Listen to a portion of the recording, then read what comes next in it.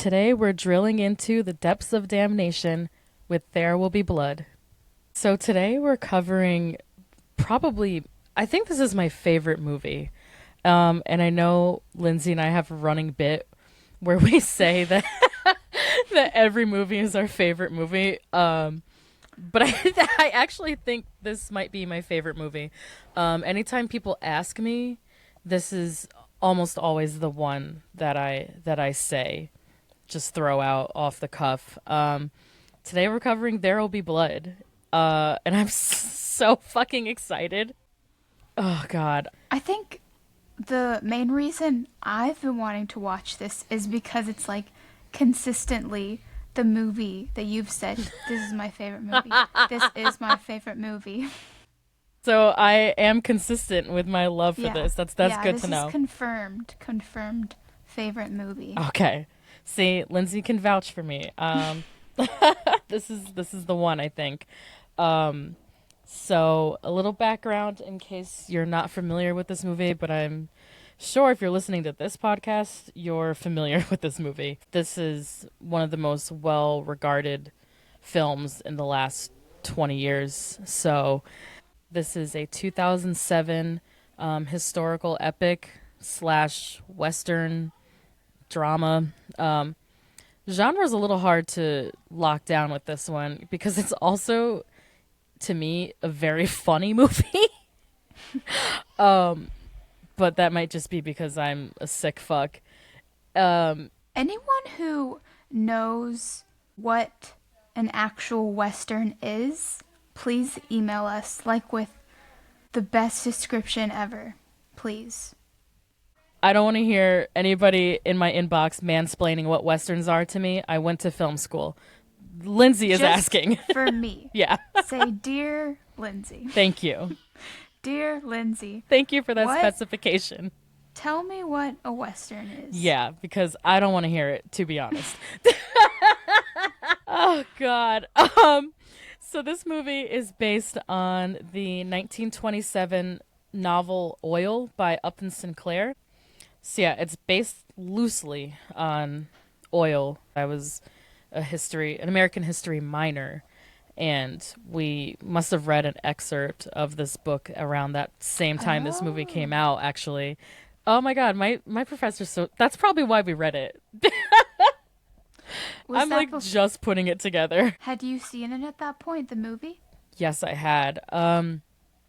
I saw this for film school. I was in film school when this movie came out. Yeah, Wait, I remember. I was 19.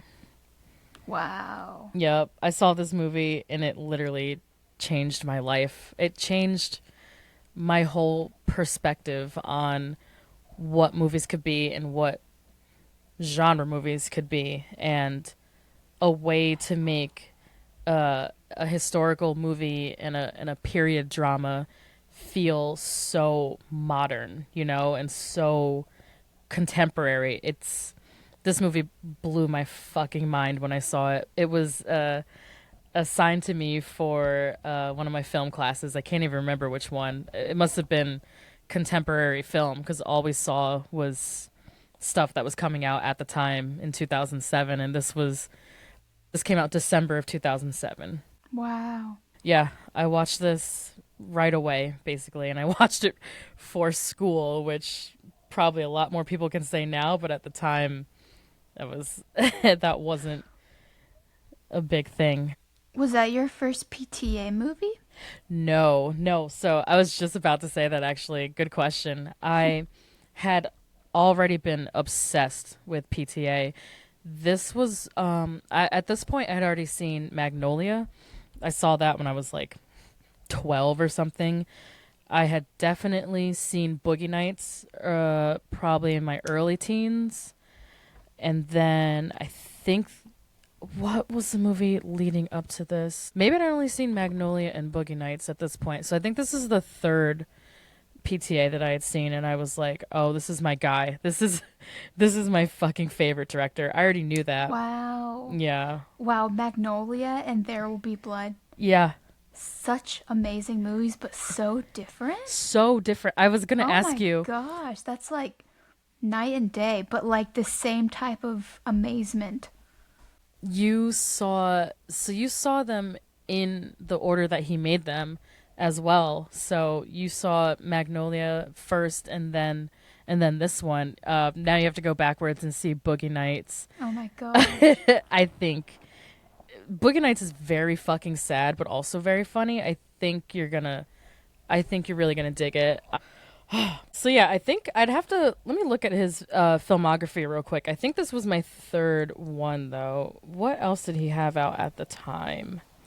While I look that up, do you want to tell us who is in this movie? Yes, I'm gonna keep it pretty short, but Daniel Day-Lewis plays Daniel Plainview, the main character.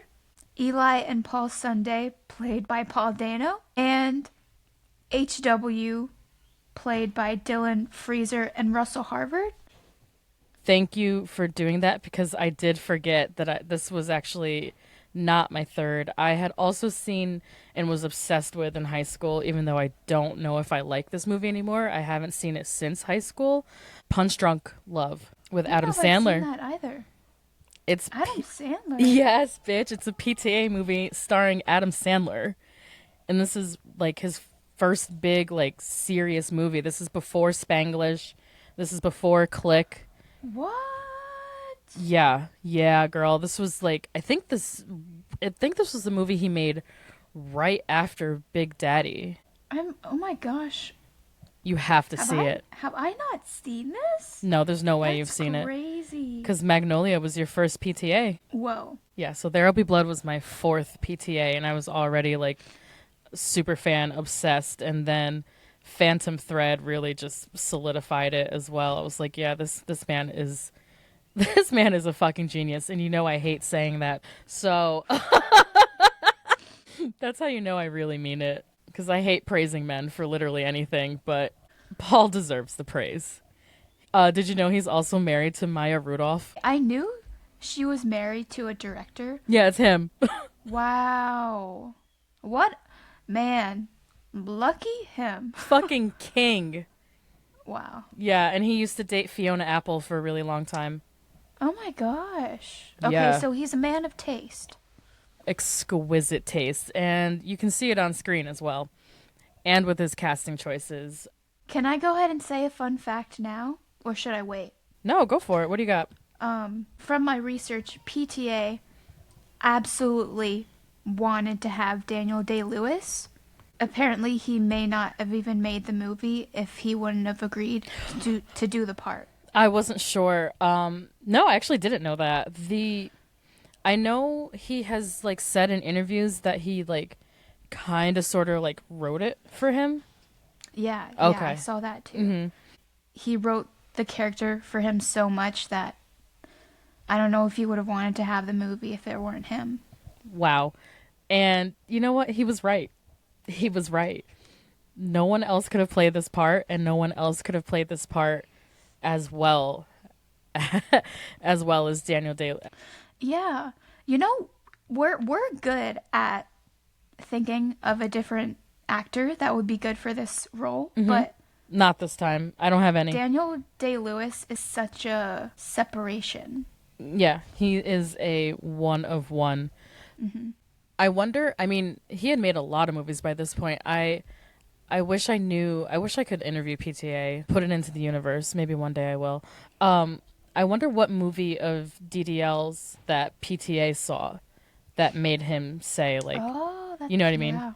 Yeah. Like, what did he see from Lewis's filmography that made him go, oh, this is the fucking guy? I feel like we could be able to track that down. I know, I wonder. There's just so many like, Gangs of New York was, I think, probably the last thing he did before this, and it's a very similar kind of like sinister period piece, and he's playing like a evil fuck who torments a young Leonardo DiCaprio. So some strong like Daniel Eli vibes there. But I just, as soon as you said he wrote it for DDL, I was like, okay, so what made him do that? Like which movie? Oh, that's such a fun little guessing game. That's a really good question. If only I had done better research and knew the answer. Oh, Maybe that just means that the interview is waiting to be had with PTA. oh, you know what? If I find it, I'll post it in the show notes, and Oh, then we'll have the answer, and then everybody listening will have the answer as well. How's that? that's beautiful. So why did we pick this movie, Lindsay, other than me talking at you about it for 2 years? Well, I had never seen it. This was a first watch for me. And Hell yeah. I just knew I wanted to have an episode on it. Mm-hmm. And I really wanted to be able to know the quotes that everyone talks about from it. Yeah, this movie is very, very, very quotable. This is a big time pop culture. It's just always, always coming up. For almost 20 years now, people just quoting this movie. I like that though. I like when that happens to me too. I can't remember what movie we had covered recently where I said basically the only reason I watched the movie was because of memes, and I ended up fucking loving it. Oh, Pride and Prejudice. Pride and Prejudice. Thank you. Thank you. That was some post-film clarity trivia. Oh my gosh. You won. That's the only type of trivia I'll ever know. I'm sorry. I only know trivia about my own show. I only know trivia about post-film clarity. That's amazing. Thank you for remembering. Yes, it was Pride and Prejudice. The only reason I watched that movie basically was because of memes. And it's it's probably one of my favorite movies now. That was now. for Cheetah Girls too. Cheetah Girls as well. You're right. You're right. Oh my God. Great memory there. So I get 2 points for that. Ha, 2 points. I'm going to keep score. You're at 2 points right now. Because everything's a competition. Just you wait. I'm definitely going to pull out my Plainview impression later. Oh. Oh, okay. That's why you said competition. I was like, what's going on right now? I have a competition in me. That was good. Thank you. That was really good. I'll warm up. I'll ease into it a little more. I've been imitating this man for like almost 20 years. It's a problem. It's so good. Have you ever seen... Oh my God. See, now that you've seen the movie, you're probably going to understand so many references even more. But Bill Hader does a fucking amazing... Oh, I can see it. Amazing Daniel Plainview impression. He used to do it on SNL like right after this movie came out. I have not seen that. Or maybe I have seen it, but I never knew Oh my what God. it was. I'll have to send it to you. I'm going to put that in the show notes as well. That shit is so... You know how Hader is with the impressions. It's like spot on. I wonder if Maya and Hader were on SNL at the same time. I don't think they were. Wait, maybe they were. I think they definitely were. Because, I don't remember when she left. well, Maya and, what's her name? Kristen Wiig Oh, are yes. besties. And she's definitely... And Kristen Kristen Wiig has definitely worked with Bill Hader a lot. Kristen and Bill came in around the same time. You're right. You're right. Wow. God, Lindsay, you are fucking on it today. Now you've got an SNL trivia point as well. Wow. You are killing it. So the reason we picked this movie, Lindsay said because of memes, and just because of just wanting that like pop culture knowledge. It's like when you see like a really, really well-regarded, huge movie for the first time and you're like, oh, Yeah. everyone's talking about this movie for a fucking reason. Like, for me, that's how I felt when I saw Lawrence of Arabia last year for the first time. I was like, oh, fuck. Like, this movie fucking rules. Like, y'all weren't lying. And I got to see it on the big screen at a movie theater for the first time. I was like in heaven. And I'm really happy you had that experience too of just like, oh, now I get it. Now I get it. Also, just the title. Yeah. Like, what drew you about it? It's so ominous. And just, like, so, like, it just, like, you know, some shit is about to go down. It's a little frightening. It's a little like, Yeah. ooh, what's It is frightening. Oh, I like that. It definitely draws you in, because that was when I saw it back in college. I mean, back in my day, we didn't have smartphones. Back in my day. We didn't really have social media for real, for real. Like, we were just getting on Facebook, still on MySpace, no smartphones. Like, everything was like word of mouth. So it literally was like in my class syllabus to see this movie, and I was like, okay, Wow. knew nothing about it except What that, a great props to your professor. right? Oh my god, Dr. Michael Quinn, what a legend! I love him. He also, oh my god, I know we're off on another tangent, but I have to tell this story. Dr. Quinn is he gave me the like equipment and like put me together with one of my classmates at the time to record my first podcast when I was like 19. Oh my gosh. I was like 18 What? or 19. What was the podcast? Of course, it was a movie podcast. I don't remember anything about it. I don't know where it is anymore. We only did like 2 episodes because, you know, we were fucking teenagers and I was partying a lot. But Oh my god. I just had a podcast breakthrough. what? Do you remember when you shared that you were on a podcast and then I started listening to them? The episodes? Oh, yeah. And then I wonder if that's what sparked in me. I was like, Mariquita needs to have a podcast because why isn't this happening more? Stop it. Oh my God. That's so crazy. Not though. you enabling me. You're like, this bitch definitely needs a microphone. Like, yeah. But Oh. anyways, Thank you. Yeah, I forgot that one of the first, I think the first podcast I ever recorded might have been about this movie. Because Maddie and I were classmates and we would have both been assigned this movie.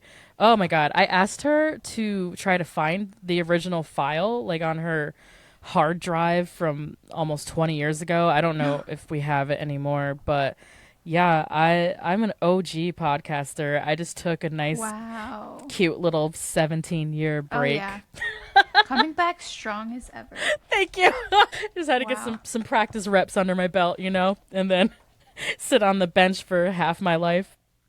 So yeah, it was just on my syllabus to watch this movie, and I was like, oh shit, I love Paul Thomas Anderson. I really need to see this, and that's basically all I knew about it. I went in completely cold, completely blind, and just watched the movie. And I'm so glad that even almost 20 years later you got to have that same experience with me. That's really cool. Yes, we watched this together. Do you want to was- tell the audience how, like, what the vibes were, what the setup was? Well, Set the Marquita stage. wined and dined me,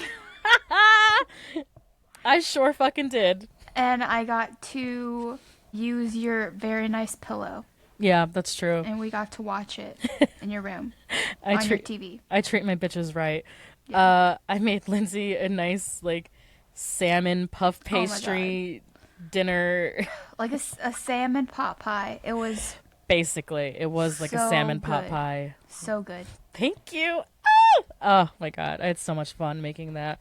Yeah, it was a really good night. I'm really glad we did that. This is one that I was kind of hoping to see in theaters, but the 20th anniversary isn't for about another 2 years. So I was like, let's just pull the Oh my trigger. gosh. Imagine where we'll be in 2 years if we can like go see it in theaters. I will be so. Oh my God, I will be so excited. Who knows what we'll be by then? Maybe, work, maybe we'll be working for Letterboxd. Who knows? Who's to say? Who's to say? Maybe. Maybe. Oh, by the way, oh my God, Maybe. Letterboxd follows us on TikTok. By the way, Crazy. yeah, I'm mutuals with Letterboxd. Mutuals with Letterboxd. They know us. They know us. They know who we are. They reposted one of our videos on their TikTok. You couldn't say shit to me for like a week. I was like, I was like, what'd you say? Do you know that Letterboxd followed us on on TikTok? Be gone. Be gone, peasant. Hush. Hush. You were talking to a Letterboxd mutual. Oh my god, we should make t-shirts. Anyway. Letterboxd mutual. And then, that's right, and then TikTok got fucking shut down like 2 days later. I know. I was like, all of this for what? I was dead. I was like, I was sick. I think that's the thing. I was more upset. I think that's about the TikTok ban. I think that's what upset me the most was like, damn, I'm friends with Letterboxd on there. Like, bring it back. Oh, anyways, fuck you, Trump. We'll be bringing him up later. So, wow, we are 20 minutes into this episode and we've never said what it's about. Yeah. Just to give the plot summary now that we're like halfway through the episode. We always do this. So this takes place in the early 1900s. Well, actually starts in the late 1800s. Daniel Plainview is a silver miner, and he's out prospecting in New Mexico when he falls down a pit alone and shatters his leg and then has to drag himself out of the pit to survive. And that's how the movie starts. It's like a harrowing opening sequence to a movie. And another fun fact that I wanted to tell you, and I'm sure you noticed because I think you commented on it, there's no dialogue for the first like 15 minutes. Yeah. Did you notice that? I can't remember if I did comment on it, but it's a really intense way to start a movie, I'll tell you that. Yeah, I think it was like one of the beginnings of a movie where like, okay, like let me prepare myself. Yeah, you're locked in. It's like intense right off the bat. And I had warned you. I was like, this movie is fucking intense, but it's also really beautiful visually and secretly very funny. But anyway, after he recovers from his leg injury, we jump forward a few years. Now he's out in California trying to discover oil. One of his colleagues gets crushed in the pit where they're digging for oil, and Daniel basically steals this dude's baby and is like, all right, well, he's dead and I need this like cute kid. I think he's gonna help me down the line become like he's like a cute little prop, you know, for my business. So he takes a fucking orphan. He just watched his father die in an oil pit, and then he goes even further west out with him. Do you really think he took him like with the intention of, I'm gonna like profit off of this? Do you think 100%. he had like any type of like moral, like maybe I'll try and take care of this baby?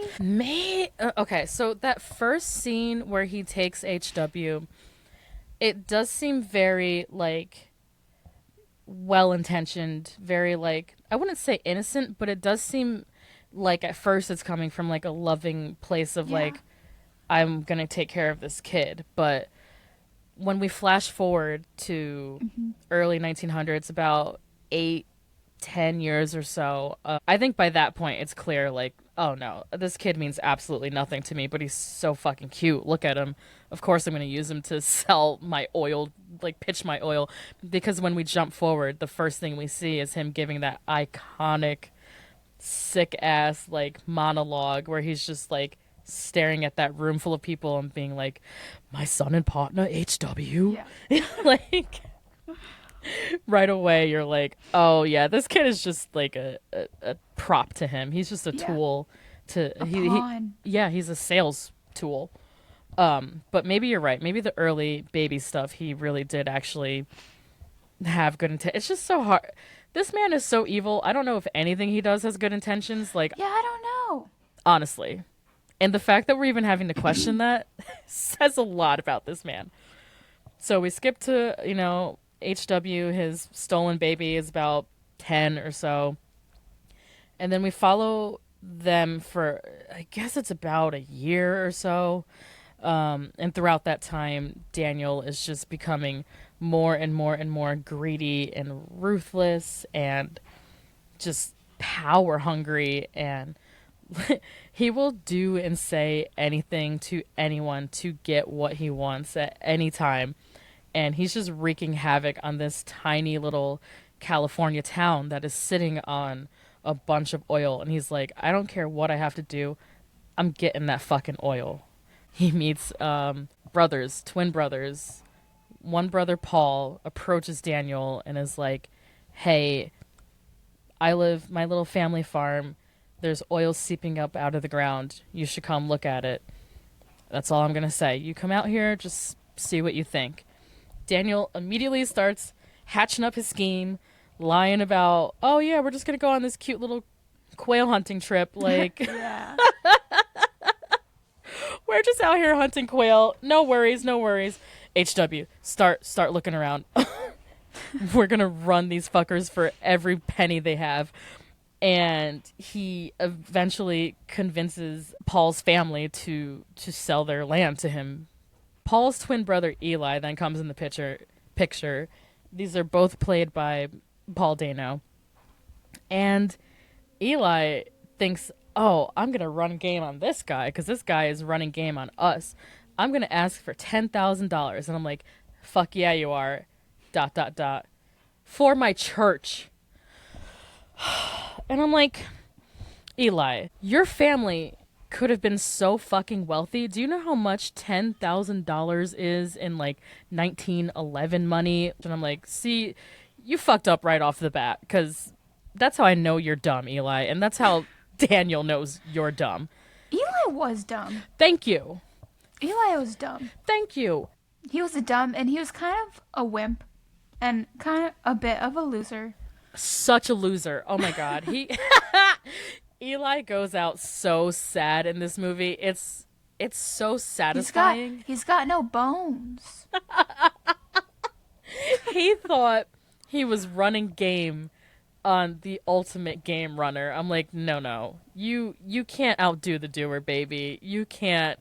This man is literally a demon. Like, he is chewing you up and spitting you out, and you're like, I'll take some money from my church. That'll show him. And he's like, yeah, I don't give a fuck about $10,000 or your stupid church, but okay.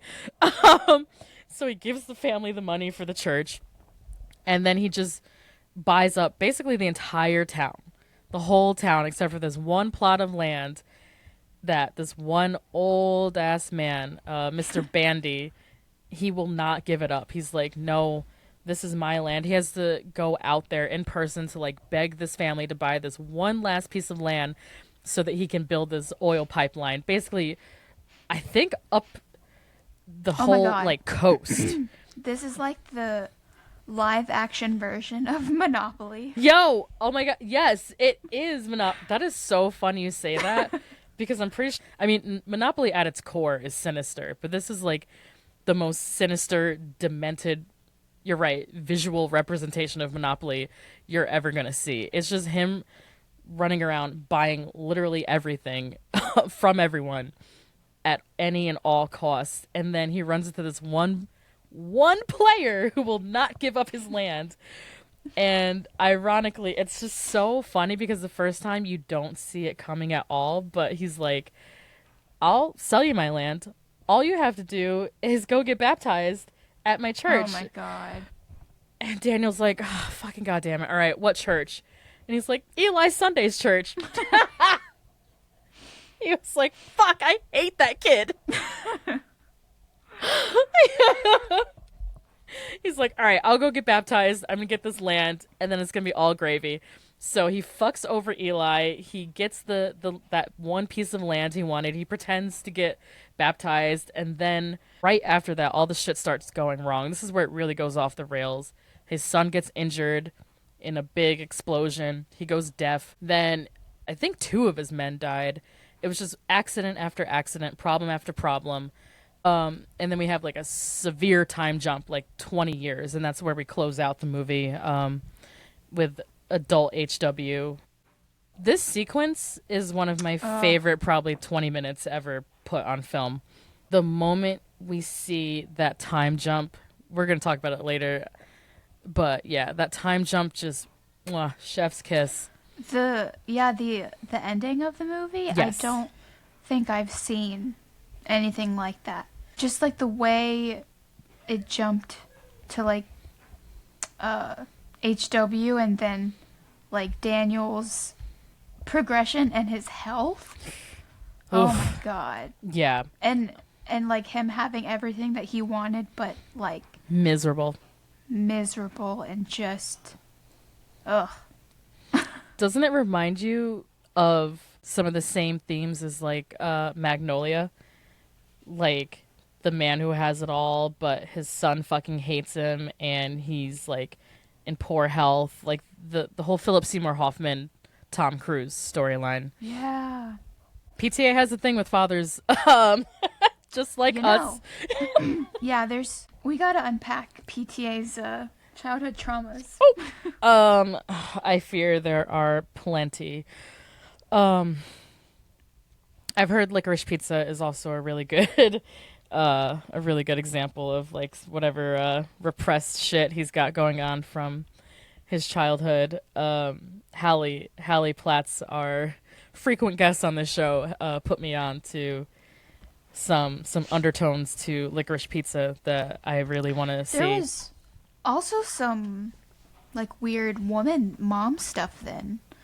And I like, just to say it now, but throughout the entire movie, we never see Daniel with a woman, which No. I find is really interesting. And especially when he and his brother, his fake brother. Ooh, oh my god, I forgot to mention the fake brother. Yes. Yeah, fake Woo! brother. But they go get some women, and Daniel does not participate. It's so interesting. He does not like women. I don't know that I would necessarily call it. I don't know if he's gay or if he's just asexual or what is going on there. It's so interesting though. There's something. Yeah, there's no women in this movie besides like Mary, who's a child, and then like background people here and there. There's no women in this movie. It's fascinating. And I think there's a good reason for that. I feel like he had so much to say about masculinity in this movie. Not in like a gross way, but it's kind of like a parable about like manhood, if that makes sense. Yeah, I think it definitely, like, the pressure that comes with toxic masculinity and not really being able to let out those emotions, then turning into anger. Yeah. But we don't know anything about Daniel's, like, backstory. I love that. Yeah, it sends you into a spiral, but I think it, like, you don't even have to know exactly what he went through to know, like, this is why he's the way he is. Like, this is why he's responding to things like this. Yeah. Yeah, there's a really interesting little kind of throwaway line where his fake brother is like, "Oh, don't you ever miss home?" He's from like Minnesota or somewhere. And he's like, "Oh, don't you ever miss home? Like, don't you ever want to like go back and see our parents or see our parents' place or whatever he says?" And Daniel's reaction to it is like disgust. He's like, "No, I would be fucking sick if I looked at those like houses and that town anymore. Like, what do you mean? Like, no, I don't want to go back to fucking Minnesota or wherever the fuck he's from." Like, he's just so, you're right. There's definitely, it's all speculation. We don't know, and we never speculation. Haha. And we don't know, and we never find out basically anything about this guy other than like he's just this bottomless pit of like greed and wants, and like you said, nothing ever satisfies him. His own son, like his money, like the land, nothing fills. He's just a void. I think I'm so curious, like, what his dad did as occupation, because generationally, the movie was such a plot twist to HW to get into the business. And it's almost like, if this is HW, like, who was Daniel to his dad? Ooh. And especially, like, when you look into, like how Daniel constantly feels the need to prove himself. Who is he inherently trying to prove this to? I thought the same thing. That's a really good point because that's something I notice in like contemporary men who are like Daniel. They all have a similar kind of desperation to them, like this desperate and pathological need to prove themselves, to show off, to like show the world, like, look at me, I'm so rich, I'm so smart, like I'm such a good dad. And I'm like, who are you doing this for? Like, I don't care. You know. It's like the journey to get to where you want. The other side of it doesn't even exist because you just wanted to like live into like building that wealth. Because once Daniel was wealthy and had everything, he was just doing nothing. He was sitting around just like shooting guns in the house and fucking terrorizing his butler and just passed out on the bowling alley floor, wasted in the middle of the day. Speaking of bowling alley, this movie ends, spoiler for 18-year-old movie, but this movie ends in one of the best confrontations of all time. Because like I said, we do a giant, about 20-year jump forward, and then who comes waltzing through Daniel's bowling alley to ask for more money? But Eli fucking Sunday, Mr. like sham pastor extraordinaire. Did you notice the like severe outfit change when we go forward with Eli, and he's like got his hair all slicked back and that giant cross. Ooh, I do remember. Was it at the end where I was like, okay, Eli looks like, I love the outfit. Yeah, it was that last he scene. Looked good. Yeah, he comes back and he's all like swagged out in his like his like super preacher like his super preacher outfit, and he comes begging Daniel for money, which is such a mistake. Why would you ever? Oh. This man hates you. So he comes begging for money, and then it wasn't working because Daniel is ruthless and doesn't give a fuck. And he tries to switch tactics on him, and he's like, okay, what if I tell you that there's some land that you never got to that had oil on it, and I'm going to do you a favor and, like, sell it to you, you know, and I'll give you a good price for it. And he's like, boy, there's no oil there anymore. Are you fucking dumb? I took that shit years ago. And then we get the iconic I drink your milkshake scene. Just, oh my God. Then he murders him with a bowling pin. And crazy. It just ends. It just ends. He's like, all right, I'm finished. And you saw Eli at his core, who he was, which was a straight up baby. A baby, but also a fucking liar. And we haven't gotten into this yet, but I really want to get into all of the ways in which Eli and Daniel are basically the same fucking person. And I love, I think Hallie brought it up when we were talking about The Power of the Dog and how Phil met his match with Peter, and Peter and Phil looked alike, acted alike. They were like each other's mirror, you know, each other's counterpart. And this has a very similar dynamic in which Daniel meets Eli and he's like, oh, you're just like me, you little fucking slime ball. And he immediately hates him because I think he immediately clocks him. Oh, he's instantly. Like, okay. When he from that first meeting when he's pretending to hunt quail on the Sunday property and like trying to run game on Daniel, he's like, oh, you are just like me, you little scumbag. Mm-hmm. And he basically spends the next like 20 years proving himself right. Which, respect, because I would, when I hate someone the way when I hate someone the way Daniel hates Eli, I will also go that far to prove I'm right and to expose you for the piece of garbage that you are. Like, my ops know I'm dragging you to fucking hell. Like, I will never stop. And I think that's like the biggest trait that I share with Daniel Plainview is like, if I hate someone, I hate you with my whole guts, and I'll hate you for my entire life. When I beef, it's forever. It's something serious, and there's basically no coming back from it. And if I have to wait 20 years to get my lick back like he did, I'm gonna fucking wait 20 years, and I'm getting my lick back. I'm ruthless once you cross the line with me, and I think I respect it. That's all I'm saying.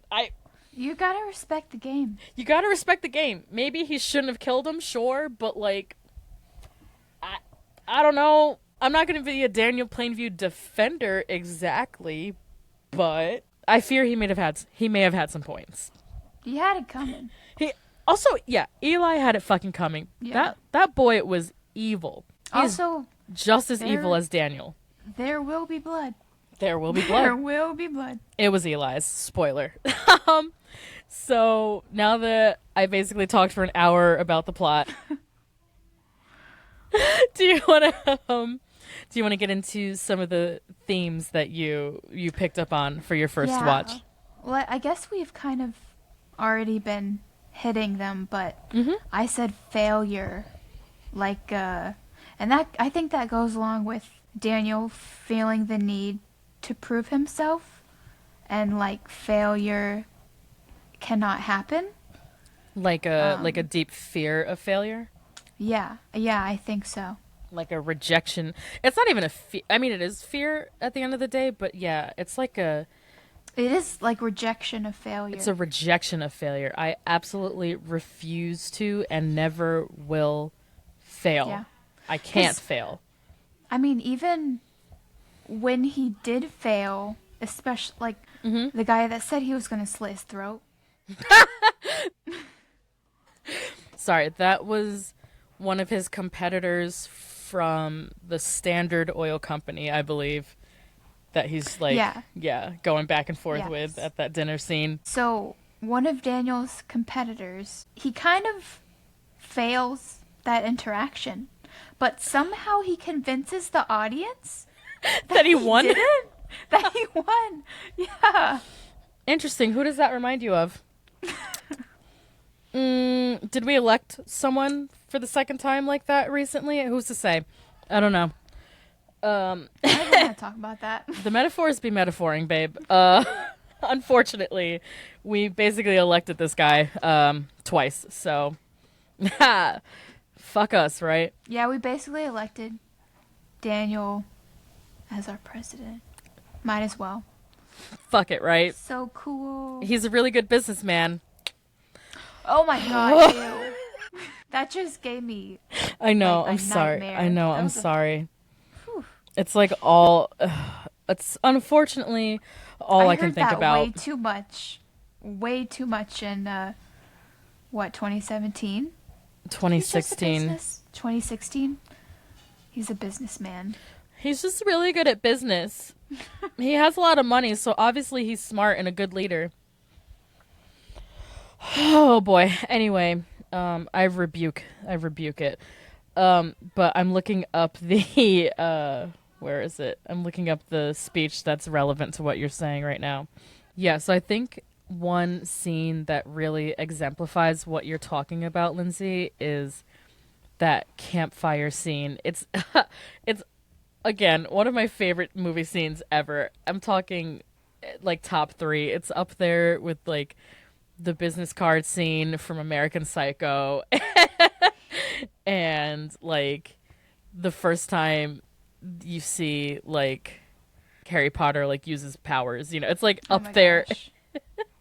This is one of my favorite. It's like when you see the dinosaurs in Jurassic Park for the first time. This is what this scene is to me, and it's just two guys sitting by a fire talking, but it's so fucking intense and unfortunately a little relatable, but also I feel like it's the only time that Daniel like let his guard down. but it's the scene where he's talking with his fake brother, and he says, I have a competition in me. Hold on, I should do it in the voice. Do it. I've been torturing Lindsey with this voice. Hang on, let me get my hat too. Oh, yes. That's what I've been waiting for. All right, I'm going to do it. I'll put Moosh's hat on. Yeah, you put on your hat too.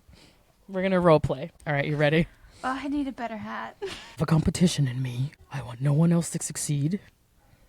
I hate most people. Wait, hold on. I got more. This should be the intro of the episode. I'm an oil man. This is my son and partner, HW. So good. Oh my god. That was And amazing. scene. Thank you. I had to release my inner Plainview. But anyway, You've got yeah. Yeah, that like gravelly, weird, like diaphragm speaking he does the whole time. It's so funny. And it's so fucking intense. Also, we haven't gotten into it yet, and I can't believe we made it this long.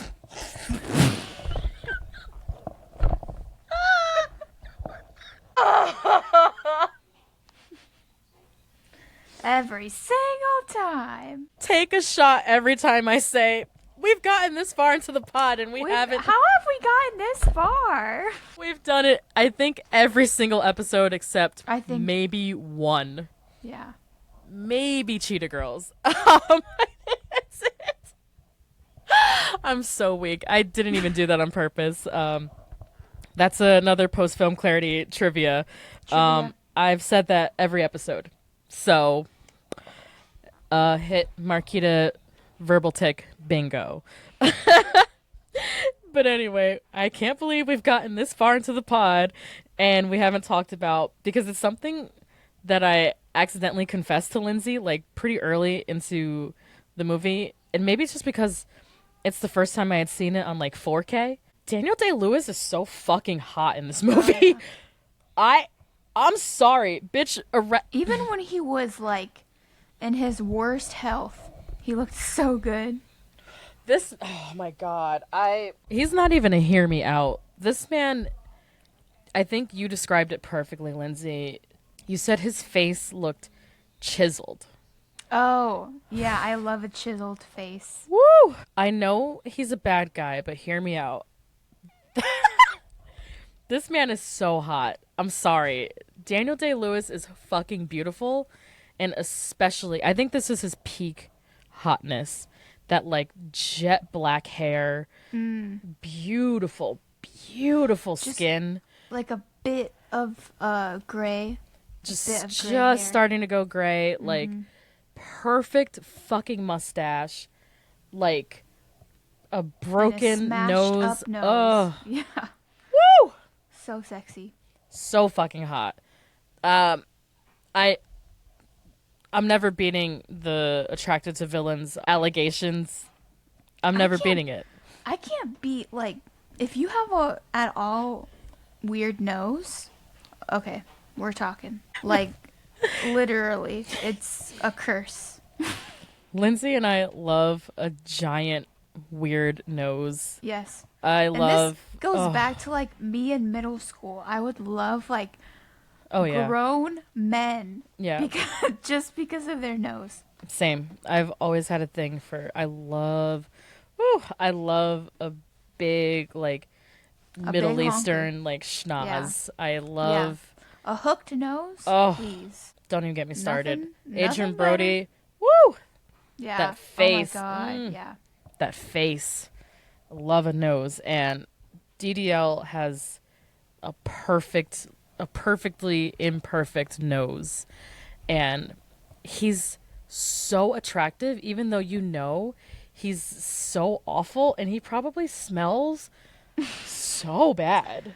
Ooh, you know, he probably drinks so much that he sweats it out, and that's all he smells like. That's lore for off mic, but yes, I've definitely had interactions in the past like that. It's a bad time. I do want to get into the like religious allusions a little bit, but there's so Yeah. many I don't even know if I can tackle it all. But this is such like an epic. I mean, it basically it plays like a Bible story. It's just like so overt the more and more you see it. But a big one for me outside of those were Daniel's pathological lying. Like this man just be lying about everything. It's sick. This man he can't tell the truth. He lies to his son, he lies to everyone in this town, he lies to his competitors, every single person he meets, he's like working an angle. He's, what's in it for me? How do I manipulate this person into giving me what I want? How do I every interaction he has is basically, how do I win? How do I move forward? How do I take,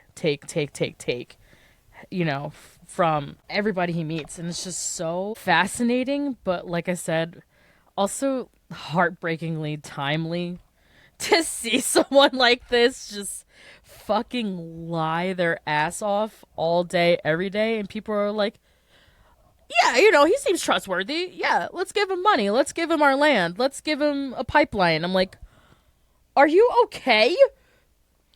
I just can't believe he got away with so much. Everything.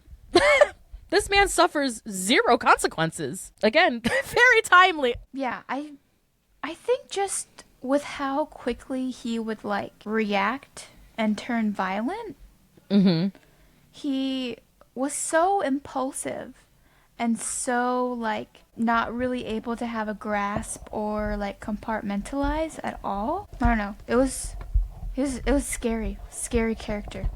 He is very scary. Maybe that's like the stuff that's kind of comedic after you see it a while, but it is so wild to just see someone just react so harshly and so swiftly to like completely normal interactions of like, oh hey Daniel, like good morning, and he's like, yeah, I'll fucking kill you. You trying to buy my land? I'll burn your house down. I'm like, all right. He is wildin'. Like anytime anybody speaks to him, it's just, I'll fucking kill you. I'm taking you for everything you've got, or how do I get what I want and what I need out of this interaction? Do we think that he killed anyone outside of who was shown?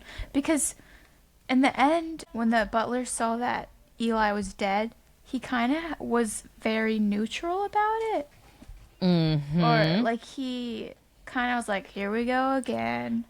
Unfazed. This poor butler he's probably been through fucking hell, honestly. He's probably been through hell. Living with that man is definitely its own version of hell. But he was in his fancy ass robe. Yeah. So he's like, I'm finished. And then he's just like, all right, go clean up this. I wonder if he's ever. Yeah, I don't know. Well, oh my God. Well, he killed his fake brother. So Yes. yeah, he killed his fake brother. He killed Eli. And, this is something that I had pointed out to you while we were watching that I never noticed before.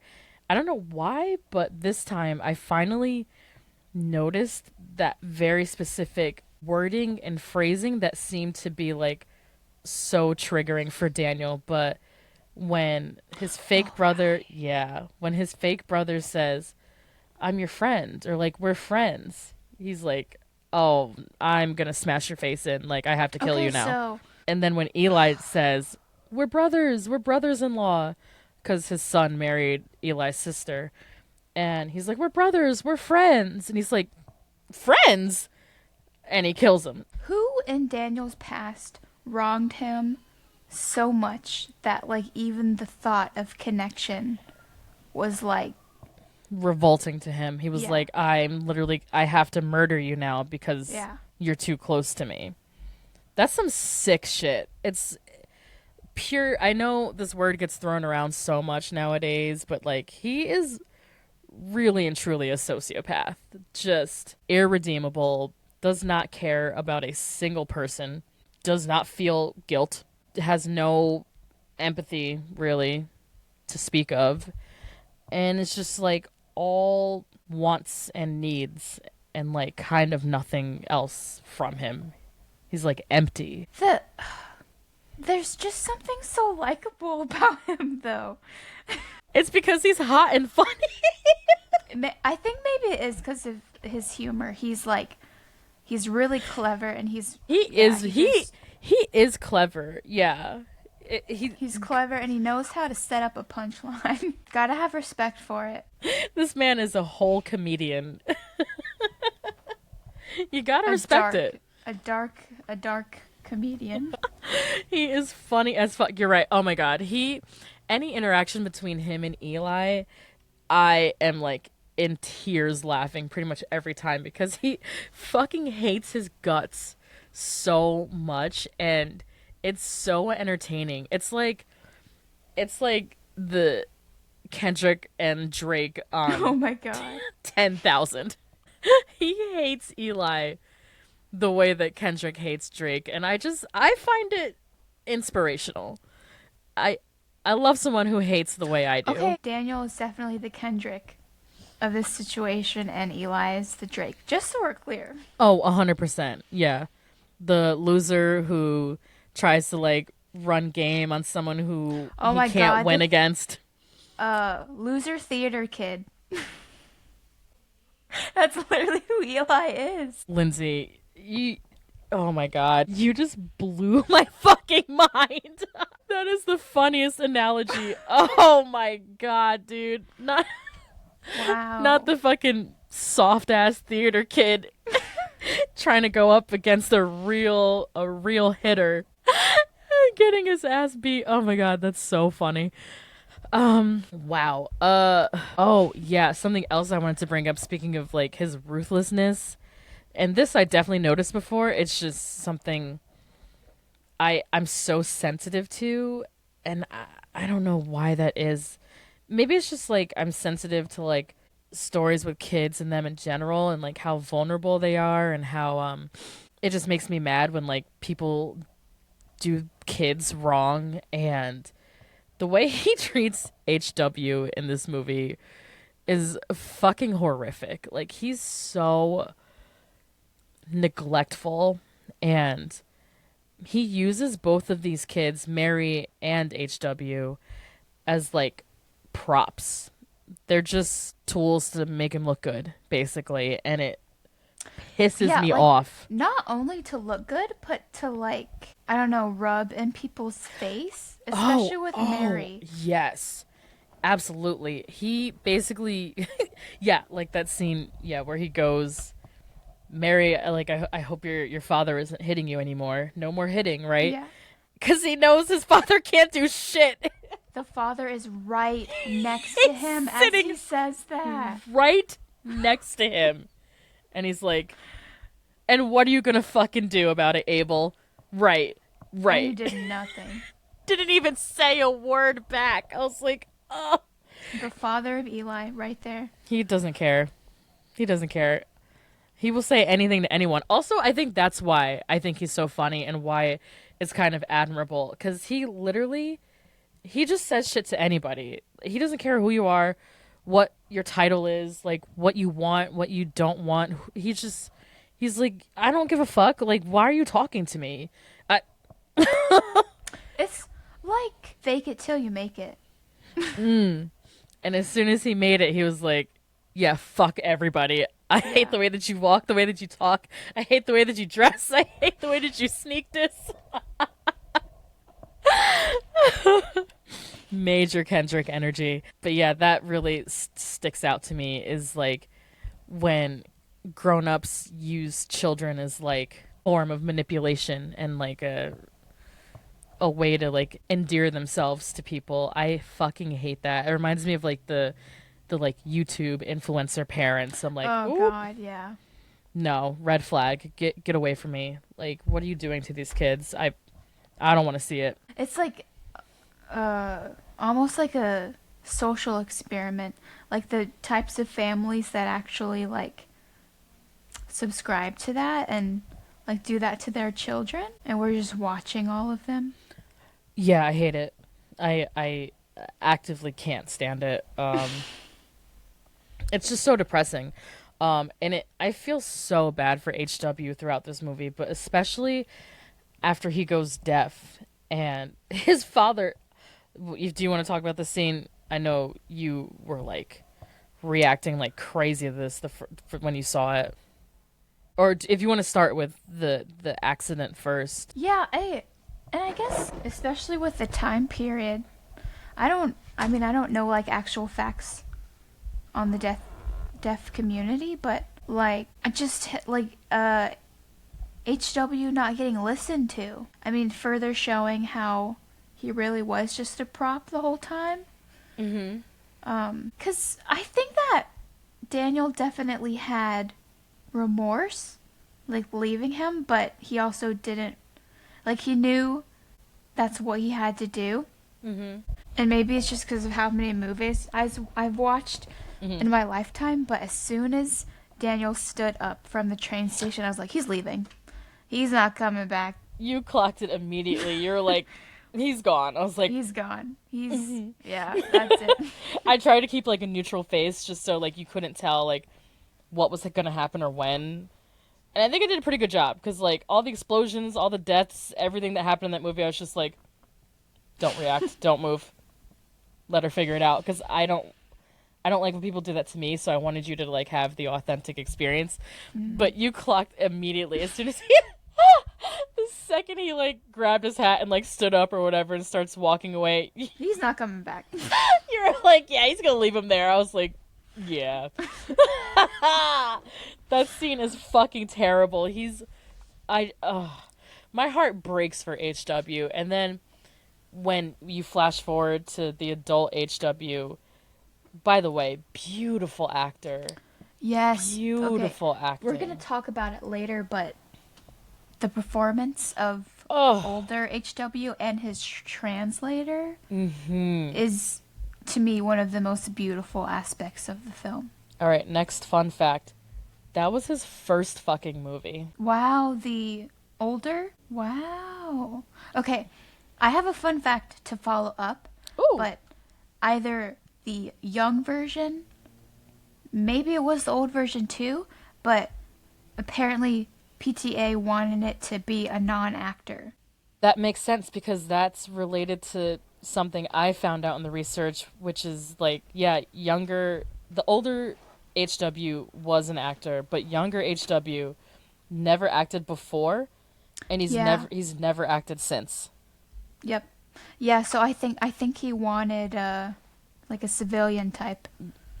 He is so, again, that's just genius casting like we talked about earlier. He knows how to place people in movies who, even if it's an unconventional part or it's an unconventional actor, he brings out the absolute best in his performers. And we talked about it on the AI episode, but I feel like he shares that quality with Spielberg. This man can direct the fuck out of his actors. And apparently he can direct the fuck out of children who've never acted before as well. Or just... This kid just comes out of nowhere and gives like the performance of a lifetime, literally. And then he's just like, all right, going back to 5th grade or whatever. Never see him again. I'm so fascinated by the fact that even worked. Can you imagine just taking some random like 10-year-old off the street and being like, okay, like be in this Oscar nominated like one of the greatest movies of the fucking 21st century, and then like see ya, like thanks. He really looks like a like a little I don't know, just like a kid that was growing up in that time period. Yes. Like a little peasant. He does have like early 1900s orphan face. He does. He's perfect. That kid, what's his name again? He is, I want to give him his flowers. Dylan Frazier. He is perfect in this movie. It's fucking fantastic. It's fascinating that he had no experience whatsoever. it makes it so much more authentic. And I think that's obviously what PTA was going for. Great point, or great observation on that. Loved him in this movie. But anyway, yeah, adult HW. This was his first movie. And he is a deaf actor, and he had never been on a movie set before, and was like, he only came in for what, 5 minutes of the movie, maybe? Yeah. And it blows me away. He almost like steals the movie. Like he takes it to another level. You watch, like, you really feel like it's the same person, like from child to adult. You feel like that is HW, and you feel all the pain and the abandonment and the trying to please Daniel and working for the family business, even though he probably didn't want to, because he wanted to be close to him. And he keeps saying, like, I want to be close to you. You're my father. I love you. And Daniel's like, I don't give a fuck about you. I don't know why you're still here. I found you in a fucking basket on, like, the side of the road, and I didn't want you. Like, that scene was, oh my god. But can I just say, like, especially to be a 2007 movie, yeah, like, actual, accurate, like, deaf representation. yeah, way ahead of the curve on that. Yeah, I feel like looking at some of the movies that we have now that were done recently. Yeah, it's almost like it's gotten trendy to be inclusive, but not in a good way. I agree. Hot take. I think we are too woke in our. I'm just gonna say it, and you can't disagree with me because I'm black. So, I think, yeah, the overly woke type of casting and listening to chronically online fans about inclusion and how to do things, it's really, oh my god, great example. I know the show's not out yet, but HBO is making the Harry Potter TV show. Oh god. Oh, breaking news. You didn't know this, babe? Oh, no. And they made Snape black for, like, whatever the fuck reason. Like, fine. We weren't asking for that, but, like, okay. And then I'm like, you just set this man up to be fucking terrorized by psychotic, like, white people for the next, like, 10 years. Yeah, is he the only black character? Oh, great question. From the casting announcements I've seen, yes. That's so weird. I'm like, why are you doing that? I don't care. We're on another tangent, but I'm sick of the woke shit, honestly. Like, you can have it. I don't care. And if you are gonna be inclusive and make characters like queer, biracial, hard of hearing, blind, disabled in some way, what have you, do it in a way where it's not fucking virtue signaling and, like, annoying. Like, do it the way that PTA did this movie. Just Like, bring in the best fucking actor you've ever seen who also just happens to be deaf. yeah, getting, like, lived experience. Yeah. And not whatever you think is made up in your brain. And then he didn't go on a press tour for like a year and a half being like, isn't it so great that I had a deaf actor in my movie? You would not catch him in a million years, like, pulling that bullshit. You learn so much about HW throughout this movie. And, like, you see him from, like, birth to, like, late 20s when the movie ends, you know, when he, you know, finally cuts off Daniel and moves away to Mexico. So you get a lot of his lore, but we get, like you said, we get no lore from Daniel except that he was mining silver and fell down a hole and, like, shattered his leg. And then the movie just starts, and we never get any flashbacks. We never get backstory. We never get, you know, how modern movies over explain everything to death, and there would be like a 10-minute monologue about, oh, when I was 5, my father used to beat me, and da da da. None of that. Yeah, it's and I mean I wonder how much of it actually like has to do with whatever he went through or just the realization that none of it matters for what he now wants. We don't know. It doesn't matter. I like thinking about him as just like a physical manifestation of greed and nothing else, honestly. I think it really simplifies it. We don't need a fucking origin story. All you need to know is what's presented to you at the time, which is this man is fucking evil and he is ruthless, and if you get in his way, he will take you down. And that includes his own son. What did he say to him at the end when when HW came to him and was like, oh, now that I'm married, I want to like start my own business and move to Mexico and like drill for my own oil. And he's like, he said something so fucking foul to him. He immediately like is like, you're my competitor now. That's what he is. What he says. He's like, oh, well, that makes you my competitor. Yeah. And he's like, and just I'm your son? And then he tells him, he's like, actually, you're not. Actually, you're a bastard from a basket. You're not my fucking kid. He said, what did he say? He was like, you're like worse than a bastard. What did he even say? Oh, he's like, actually, I don't give a fuck about you at all. Probably never did. Who's to say? It's fucking vile. Like in other situations, when people are doing that, you can like tell that they don't mean it. Right. But he means it. He means like, I've never seen a better example of he means exactly what he's saying right now. He meant every fucking word. He's standing on business. He's like, oh, actually, I hate your fucking guts. I never liked you. You're not my son. You're my competitor now, and I don't care if I ever see you again. Bye. I'm finished. Bye. It's so fucking sad. It's like, we're making jokes, but it is like, it's heartbreaking. And the adult HW, Russell Harvard, he plays it just beautifully.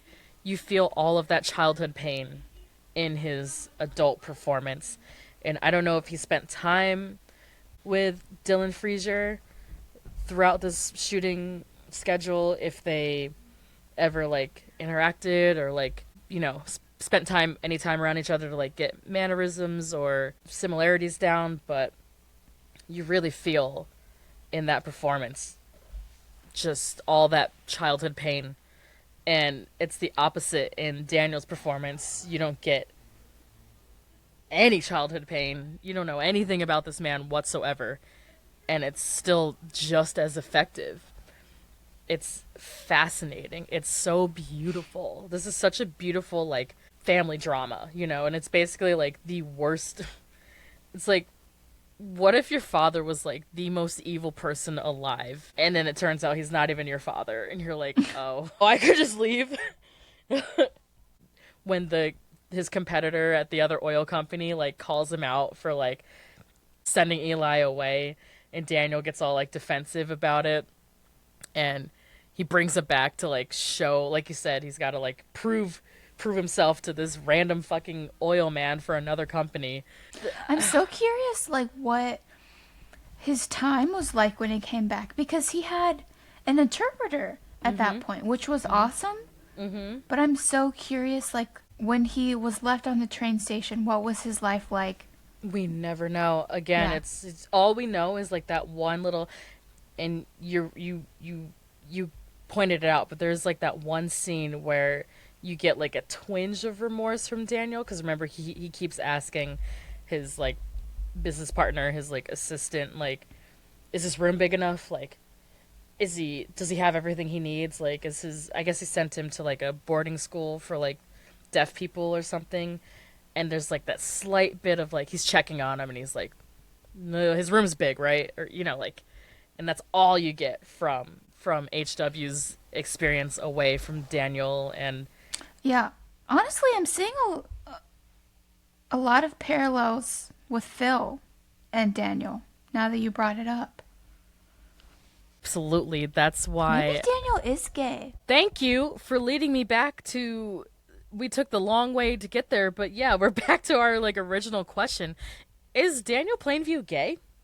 I've seen this movie so many times, and like it's like a 50-50 toss up for me. Like sometimes I'm like, no, absolutely not. He's just asexual, and then other times I'm like, maybe he is gay, because the only time he cries in this whole entire movie is when he realizes that man is not his brother, and that he actually like felt some sort of connection to and like affection for just a stranger, a random man, and he's like, oh, I have to kill you. Something about the first moment that Eli first came on screen, he was almost like angelic to me. Very. And I wonder if that was like Daniel's perspective of seeing this man for the first time.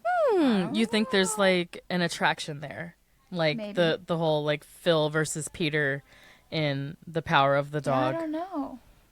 It's definitely something to think about. There's a very interesting dynamic there. I can't tell. It's so ambiguous, and again, Yeah. I love that. You could talk about this movie forever, and you could think about this movie forever and talk about and think about something different. Something I want to touch on is the way we see baptism throughout this movie. We see many times Daniel and HW being baptized in oil, right? Yeah. You see Daniel dipped in oil and like coming out of the pit, and then he like smudges the oil across like HW's Oh my forehead. god, yeah. He baptizes the baby with fucking oil, and he's like cursed forever, the both of them. Then there's the water baptism with Eli. All right, I know I've said it like 10 times, but this is my actual favorite scene. The baptism scene at Eli's church. I have to tell this, I showed this movie to my mom for the first time. Probably about, I don't know, maybe 10 years ago or so. And her and I've noticed this the older I get, and it's something like I love about myself because of how much I see it in my mother, but we have like that same really dark, kind of off-kilter sense of humor. So I show my mom this movie, right, and we get to the big baptism, and he's like, yeah, whatever, fucking wash away my sins in the blood of fucking Christ, whatever, so we can get that piece of land. Yeah. And he's just like hamming it up, acting a fool, speaking in tongues, and and like just making an absolute fucking fool out of Eli. He's literally making fun of him to his face. And Eli is so like self-serious and so delusional and so like in his own performance. He doesn't even notice that Daniel is playing him for a fucking fool and straight up just making fun of him. I don't know if I've ever seen my mother laugh so hard at a movie scene in my life. And she's a religious woman, but she loved that scene. She was screaming like throughout the, like as soon as that scene starts and he's just up at the front of the church like, I am a sinner. I want to be washed in the blood. It's just my mom was cackling and I was laughing at her and with her because it like clicked for me. I was like, oh, we're a lot alike because we find the same type of shit really funny that maybe isn't necessarily super broad comedy, you know? It's like this very specific way that he's performing throughout that scene that had us rolling. I think it kind of is like it's hilarious, the depiction and like delusion that Christianity offers Right. on like washing away your sins. Oh yeah, he's like, yeah, oh, you got me. Oh no, I'm evil. Let me just say these words and then everything is magically forgiven. Yeah, I'm fixed now. And then the last baptism is obviously the end of the movie when he's baptized in blood. Him and Eli are both just washed in blood. I love the like religious theme throughout, of just the blood, the holy water, the oil. It's woo. Yeah, the oil, that's a big one. And the way that he describes, there's like a double speak to that church baptism scene where Eli is making him say all these things, and he's like, beg the Lord for the blood, just say you want, the blood, and he's like, I want the blood. He's talking about oil in that scene. Daniel is talking about oil. He's like, yeah, I want the blood. He wants the oil. And Eli is saying, oh yeah, we want the blood, we're gonna be washed of our sins. But I think Eli also isn't talking about like holy water or the baptism itself. He's talking about money. Eli is a greedy little slimy fuck, and he just wants money. And I think he also he's so desperate for attention. And again, that's another similarity between these two characters. The way that Eli is like, and I'm gonna give a speech, and I'm gonna bless your new Derek, and you're gonna introduce me, and I'm gonna do like a little performance, a little like show.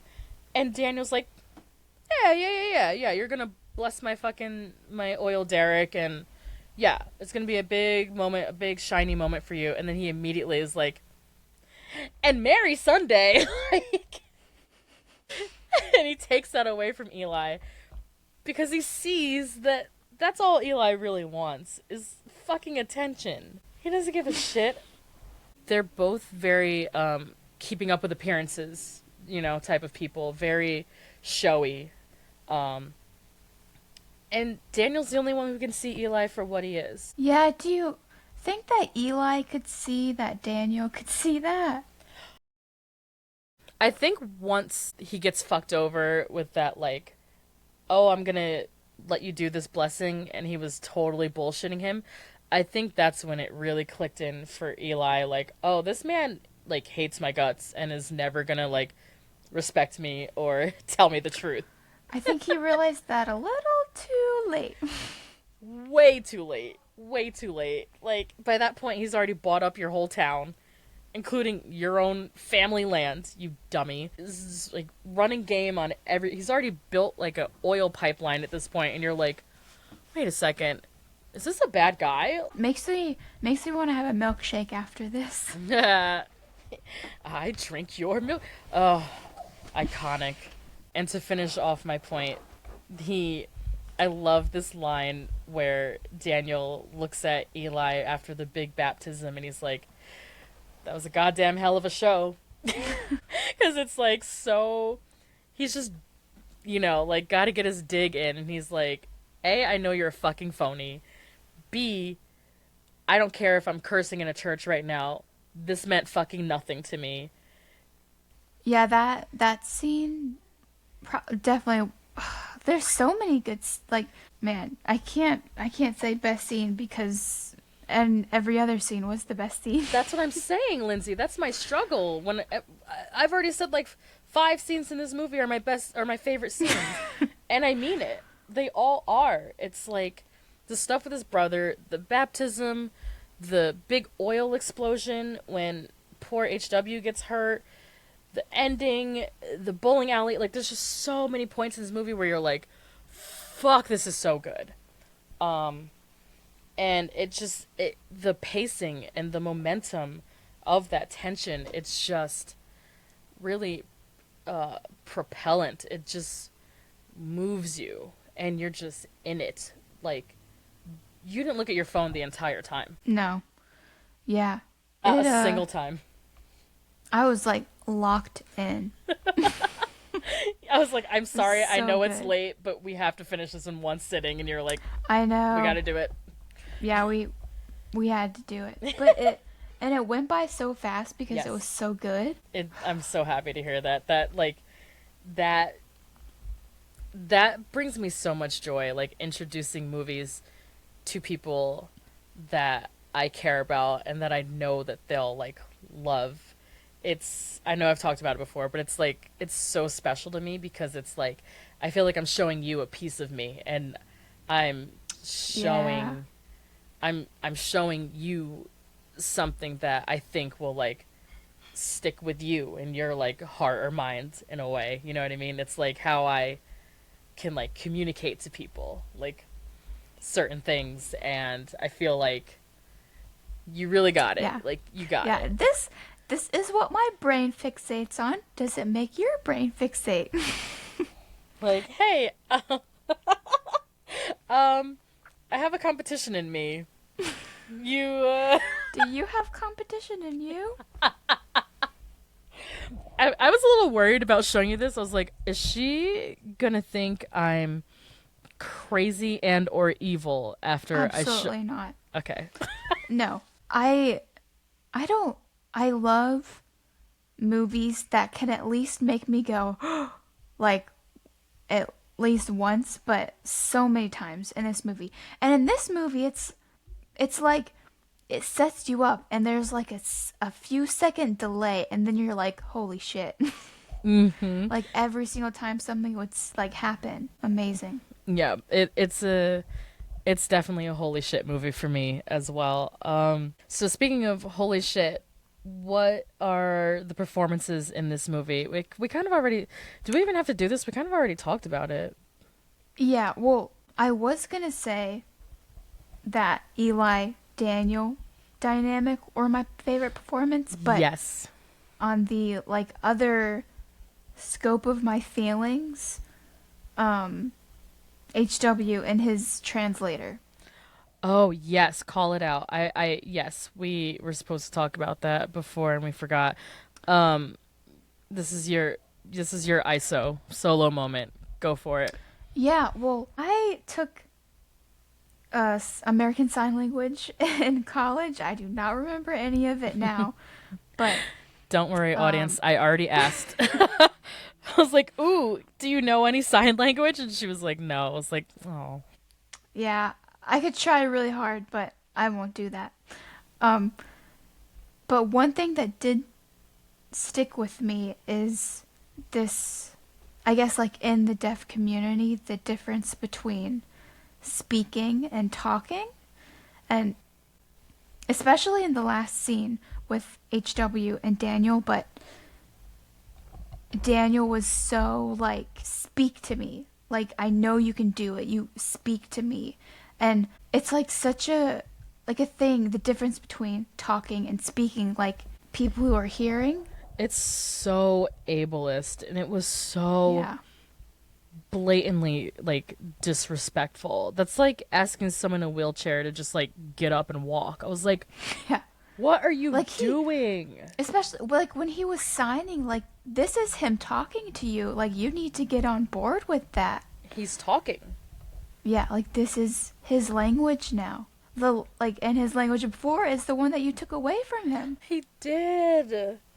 The only reason. Oh my God, Daniel, you fuck. You're right. He's like, he has the nerve to be like mad that fucking that HW can't hear and he's no longer speaking, and it's like, yeah, because of your fucking oil. Yeah. Because of you. Like, your. Do you think that's why he's so like kind of like triggered by, I mean, honestly, just the ableism on the surface, but do you think maybe like a deeper reason to that reaction to him not being able to hear is because of his guilt? Yeah, and like it was a failure to him in some aspects. which, Ooh, yeah. you're cooking. You're cooking. Go on. Like, not only, like, losing I guess, the reputation of having HW as his son, but also, like, truly just failing him. He did. I never looked at it like that, but Eli, or not Eli. Wow. Well, actually, Eli too. But like, no, HW does reflect back his own failure as a father, as an oil man. Hold on, my son and partner HW. My son and partner? I need to watch it again. I really need to nail down. So But yeah, good. you have really picked up on something that I probably have never called out in all the times I've seen this, but that failure aspect, I think you're really onto something there. It's like a genius take on it. Just how, like we said, the outright and utter rejection and like completely like won't accept failure or like vulnerability at all. Yeah, because, I mean, honestly, like HW deciding to speak and be vulnerable. And Daniel was like, whoa. And then he just crushes him regardless. Yeah. He's like, actually, fuck it. Like, You're not my son. son. Why did you make him go through all that? Like, But I guess from out of this, HW got his translator, and it was so beautiful. Like, kind of like focusing in on the translator having to like deal with essentially, I mean, watching this like family history unfold. yeah.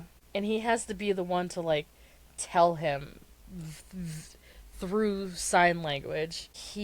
His translator is the one telling him like, your father fucking hates you, and also he's not your father.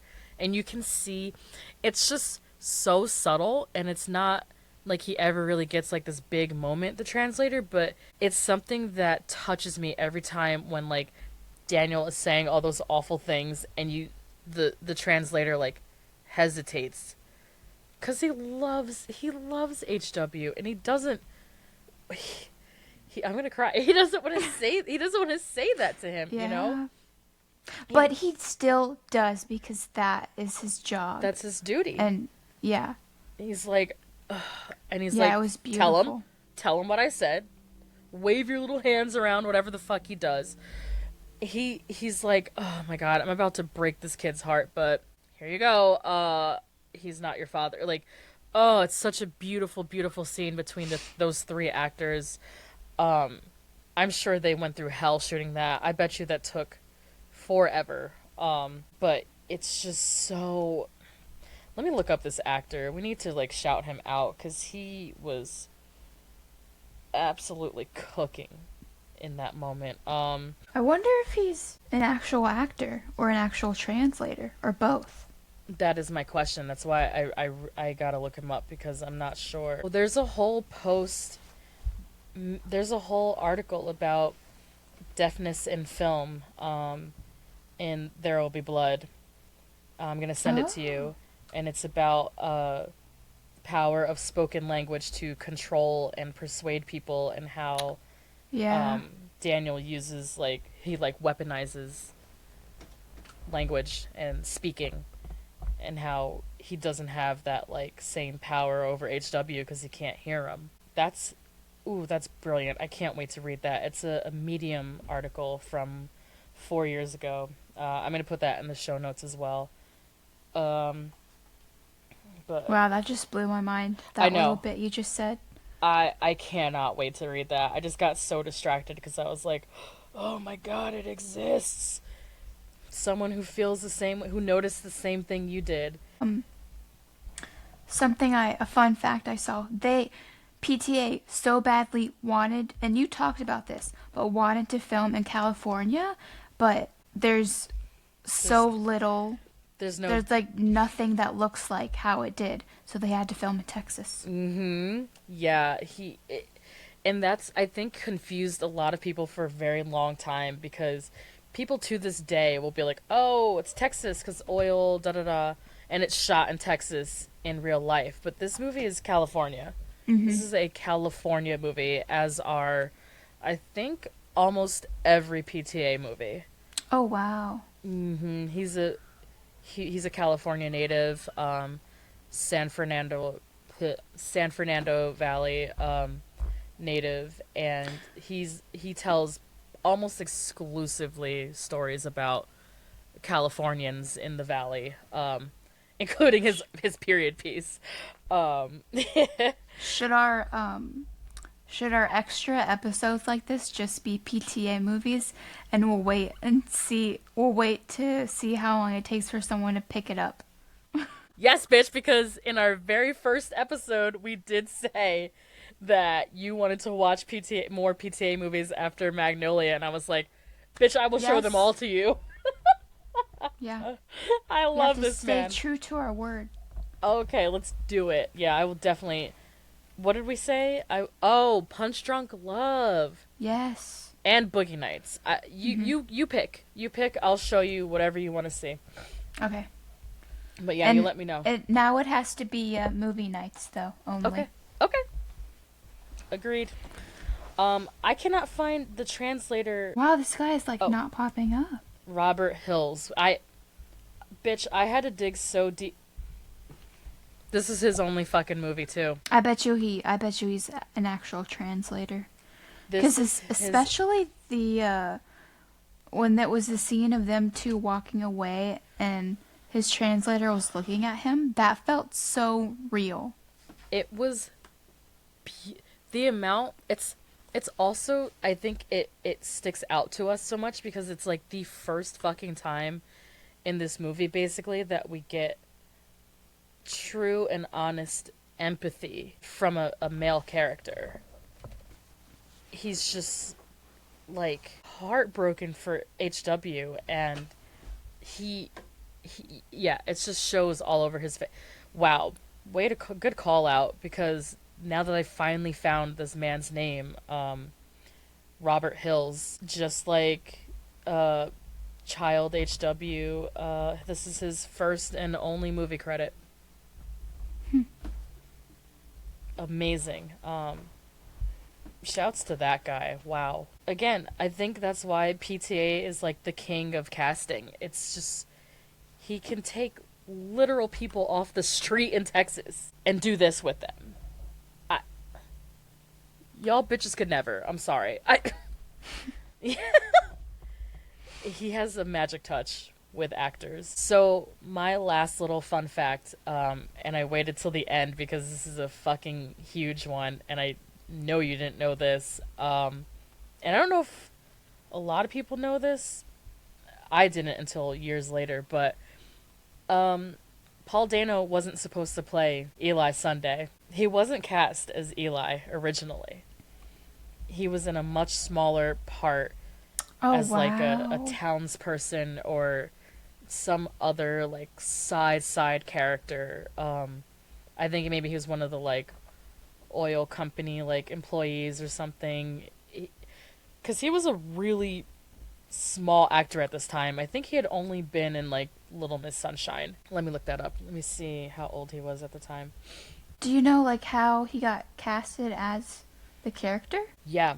So, he is 40 now, which means, yeah, he was about 21 at the time. Wow.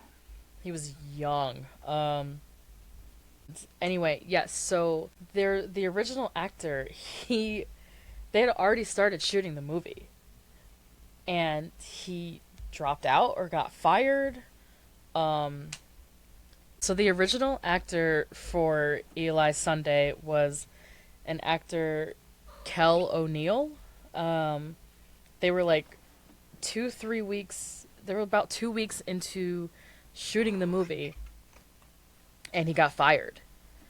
So He got fired. Yeah, he got fired from the movie, and they basically pulled Paul Dano off the bench after the movie was already shooting. Wow. What a move. No rehearsal, was not cast for this role, and gave what I think should have been an Oscar-winning performance. He should have won the Oscar for this. And I know it was up against No Country for Old Men, and it was a really tough year, 2007. But I'm sorry.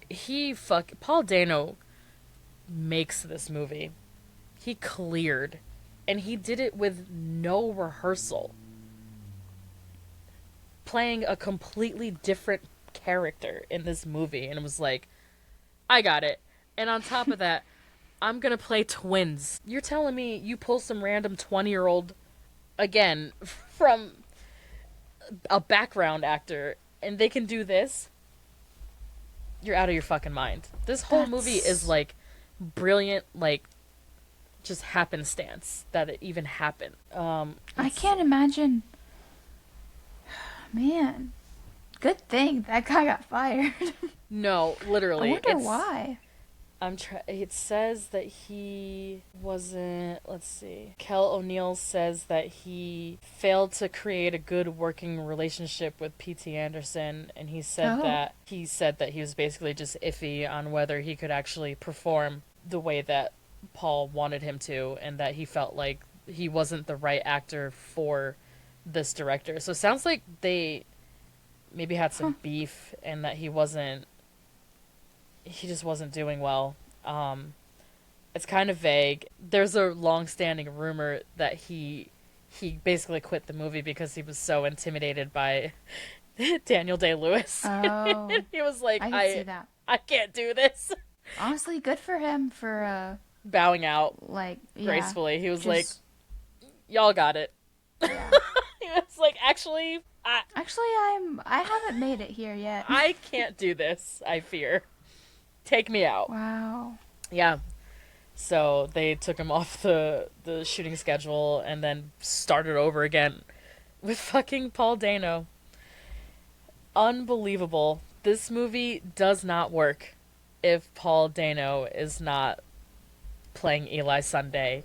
Yeah, that's just meant to be. It was exactly. The universe was like, let me take care of this for you. So PTA did get it wrong once, because he didn't cast Paul Dano in this role first. That's a mind blower. Yeah. He said he wasn't scared of Daniel Day-Lewis. That's not why he quit, or was fired. But yeah. Okay, so Dano was originally only in that one scene as Paul. And Eli and Paul were not twins. And Eli was played by this other actor. Wow. Oh my gosh. Yeah. By Kel O'Neill, who I've never heard of or seen since. That actually makes a lot of sense, because without knowing that, the twin stuff is kind of like, why? Yeah. It's basically, because they had to. Yeah. Because he was already... I mean, it works, though. It's perfect. It's perfect. And it really plays into the, like... whole twin, the good twin, the evil twin. Yeah, you're a twin. Wow. Like, what do you think that, like? I mean, I know it was like forced in this case, but do you feel like there's some sort of like storytelling trick or like allusion to why like twins are so common in like horror and like darker themed movies? Am I putting you on the spot? You're a twin. Maybe, that's weird. maybe a little, but let me see what my brain can come up with. Like, I feel like it creates kind of a natural. I know we've talked about it a lot, but like the mirroring. Well, so I recently found this out, but like the actual difference between fraternal and identical twins. Mm-hmm. In this case, I guess they were playing identical twins, but it's like, I mean, truly I think twins are kind of just funky. You kind of just get funky with it. Yeah, I think it's always kind of used when as like a short. That's the word I was looking for. It's kind of used as like a shortcut to like mysticism or like an easy like compare and contrast of two people. It's like Yeah. twins. But yeah, in this case, they weren't supposed to be twins originally. They only did it because they fired the actor. I mean, that's pretty genius though, because it really sets up, It plays. I guess, like Eli's ego and Yeah. a lot of his, I guess, understanding why he maybe is the way he is. Mm-hmm. Yeah. Ooh. Oh, I just thought of something.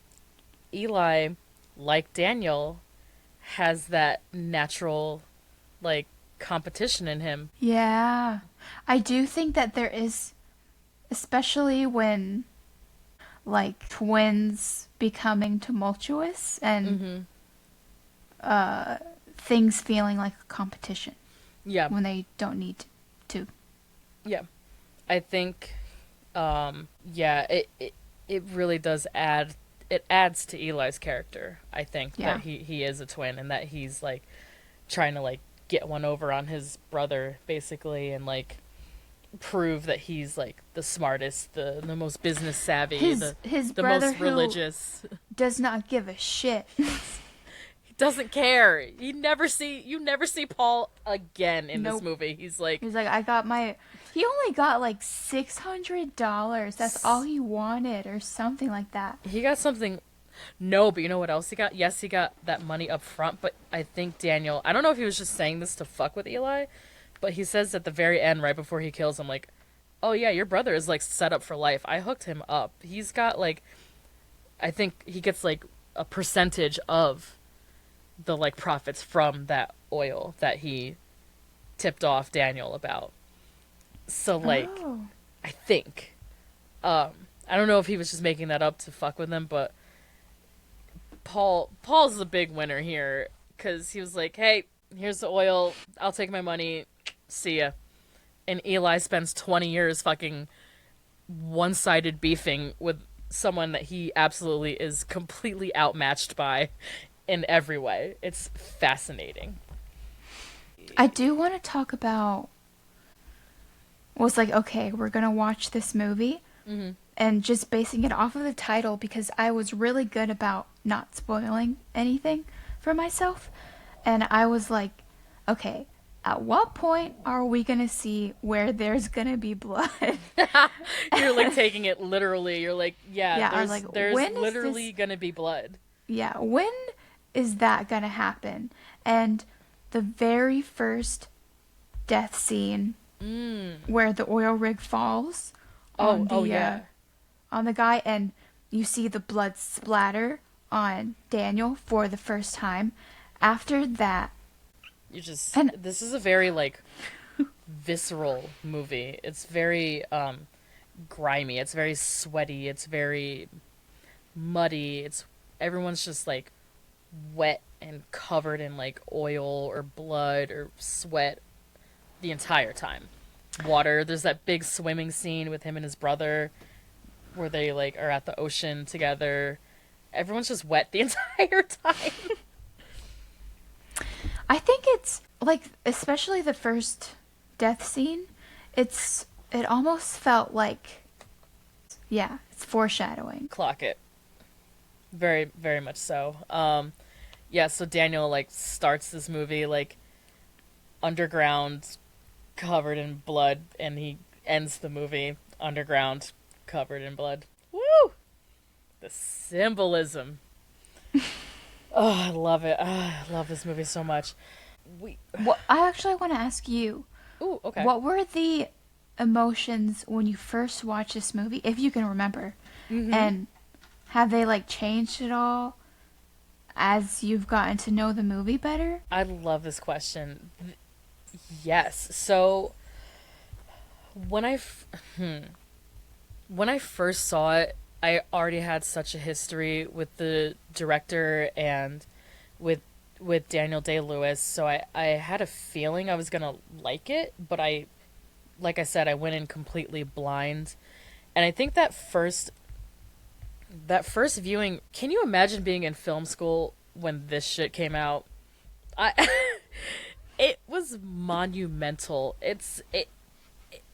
the only thing like I can compare it to is like being in film school when like I don't know what was the last big like when like Oppenheimer came out or something. You know, Oh it's yeah, like and it's we so were all different. just like had never. It's so different. Yeah, that's much more like a traditional linear Well, kind of. it's like so different with how technology has progressed now. Like when you were experiencing that, that was truly the only thing you were getting consumed with in that moment. Yeah. Like no phone, No. just straight vibes. Yeah. Don't even have time or words to describe what this soundtrack means to me. I used to in my first car. I had Oh this on gosh. my first car. I had the soundtrack on CD and I had the extended one cuz some of the songs are not made by Johnny Greenwood and some are. Like that big scene where the oil rig like explodes and that like thumping percussive music. That's Johnny Greenwood, but it's not made for this movie. And then that one I told you I used to drive to all the time, that's not Johnny Greenwood. So I have the like Oh. yeah, it's like blended. Some of it is not him. So I had the CD where it was all of Johnny Greenwood's music blended with all of the other music that appears in the movie in like the right track order. I probably made this myself because I'm such a psycho. I betcha I did because this is early iTunes, right? And I burnt that CD, and then when I got a car in my like early 20s, I used to drive around Catskill, New York in the pitch black listening to the soundtrack alone all the time. All the time. Just raging. Just pure fucking anger. Like that early 20s, like disillusioned Angst. angst. I fucking love the soundtrack. But yeah, apparently that's the only thing I posted about in real time. But yeah, You didn't want anyone else to know. I was gatekeeping it. Yeah, you're gatekeeping. Oh, bitch. Oh my god. Okay, 20 years later, I'm ready to share. Yeah. 20 years later, if you haven't heard about it by now, It's a great movie. yeah. I think it was nice to keep that to yourself. Thank you. Thank you. Cuz I think like experiencing that like before like phones and whatnot is like how it is today. I bet you felt like truly the only person in the world I felt so experiencing fucking that for cool. the first time. The only people I could talk to about it were the people in my class on my college campus. No, that was it. No one else had seen it. There was I don't even know if it was playing in movie theaters in my hometown. Like I don't think it was. Like it was something yeah, it was basically like 10 of us on campus who were like holy fucking shit and like telling all our friends about this movie Oh my gosh. word of mouth like girl because I went to an all women's college. Girl, you have to see this movie. Bitch, let's get on a train right now. let's go let's go back to Manhattan. We gotta see this again. Like let's go. Like I'm taking everybody. And that was my first experience with it. It was very like analog. And then every single time I've seen it streaming, I've seen it on DVD, I own it on 4K now. I've seen it big TV, small TV. I only saw it in a movie theater one time. And I think what I'm really craving is a movie theater experience with it. I really want that. And as far as your second question, my feelings about it, my feelings evolve depending on like what phase of my life I'm in. I think when I first saw it, I was a much angrier person, and I liked it for how angry and violent and like upfront it was with its like negativity, I guess, if that makes sense. Because I was such an angry person at the time, and so like looking for that like shock And for a character, even if he was fucking terrible, that I could relate to in some ways. In some ways. I'm not a murderer. But, like, now I look at it and I feel so much more, like, appreciation for the small details that you were talking about, and I have so much more empathy for HW and for Mary and even for his fake brother. Like, he was just broke and trying to, like, run game. And you loved him, or your version of love, whatever it was, and you still killed him. Like, that scene really bums me out now. I used to love that scene. I'd be like, yeah, fucking get him. Like, he tried to fuck you over. And now I'm like, you couldn't just let him go? That's growth. Thank you. I think I am a much more empathetic person than I used to be. And I'm still barely. But no, I have empathy. It's just reserved for certain people and situations. It's conditional empathy. But yeah, I think I find Daniel just as, like, entertaining, but thankfully a lot less relatable. That's like a long-winded answer to your very, very good question. So that's how I feel about it now. And I think the thing that stayed the most consistent for me is how visually appealing this movie is to me, and how it's so ugly, but the it's so beautiful at the same time. That contrast of, like, this tremendous, like, gorgeous landscape contrasted with, like, how horrifically cruel its main character is, and how he changes that landscape for the worse, you know? I think that's what I love most consistently about it. It's just the way it looks and the music and how it sounds. Like, the sensory aspect of it. Yeah, even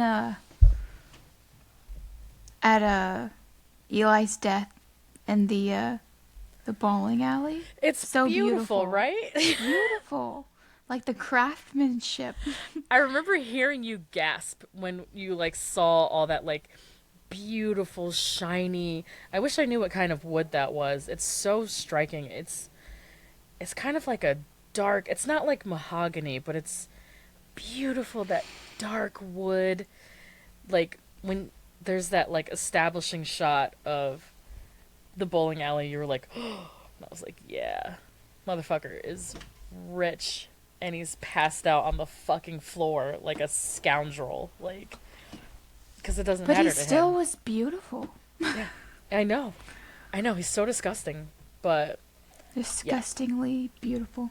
Yes, and I think this movie influenced a lot of my tastes and preferences going forward, and it's pretty much a direct line from this to, you know, Killers of the Flower Moon, as far as, like, visuals, music, what I look for in a story, what resonates with me.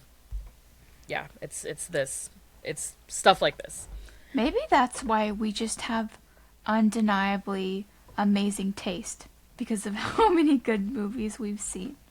Yeah, I think so. And we're just, like, really good at, We're just, like, really exquisite. We have exquisite taste.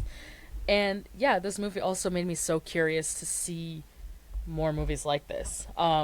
Which leads me into my next, my final thoughts. It's just, I know you didn't have that many because you have only seen this one time. But did you want to throw out some recommendations? Because I have a few now that we've been talking through them. I threw them in the doc, like, right before we recorded. So what would you recommend for a similar work? I would Sorry, did I cut you off at the end? I would recommend Oh Brother, Where Art Thou? Mm-hmm. I think I saw this movie for the first time in school, like, just watching it, I don't know, randomly on You like watched this a. in school? I think so. Oh, I'm pretty wow. sure. Okay. Um, but and it's been a while since I've seen it, but something about what I remember is just absolutely There Will Be Blood. Yeah. It's a similar time period. I think Oh Brother is what, the 20s? 30s? Similar part of the country. Yeah, You've got the criminal aspect. the greed aspect for sure. The greed aspect, the ruthlessness of the main characters and how they're so like backbiting and how they turn on each other. I love this recommendation and you don't even know why. The biggest so in Marfa, Texas, where There'll Be Blood was shooting, another movie by the Coen brothers was shooting at the same time, and it was No Country for Old Men. So they shot these movies in the same town at the same time. So I love that you're making a subconscious Coen brothers connection, Oh and you didn't wow. even realize you were doing it. That's why I was like, "Fuck yeah!" She doesn't even know I'm about to blow her mind. And the other thing that really ties in thematically is how "O Brother, Where Art Thou" is like a comedic retelling of the Odyssey. Um, Oh my god. Maybe that's why I watched it in school. oh, I could see that. So it plays really well with that like theme of like epic, an epic story, familial drama, betrayal, and just it kind of makes it more of like a farce. But the Cohen recommendation is top notch. Well done. Speaking of which, What of can I say? course, well done.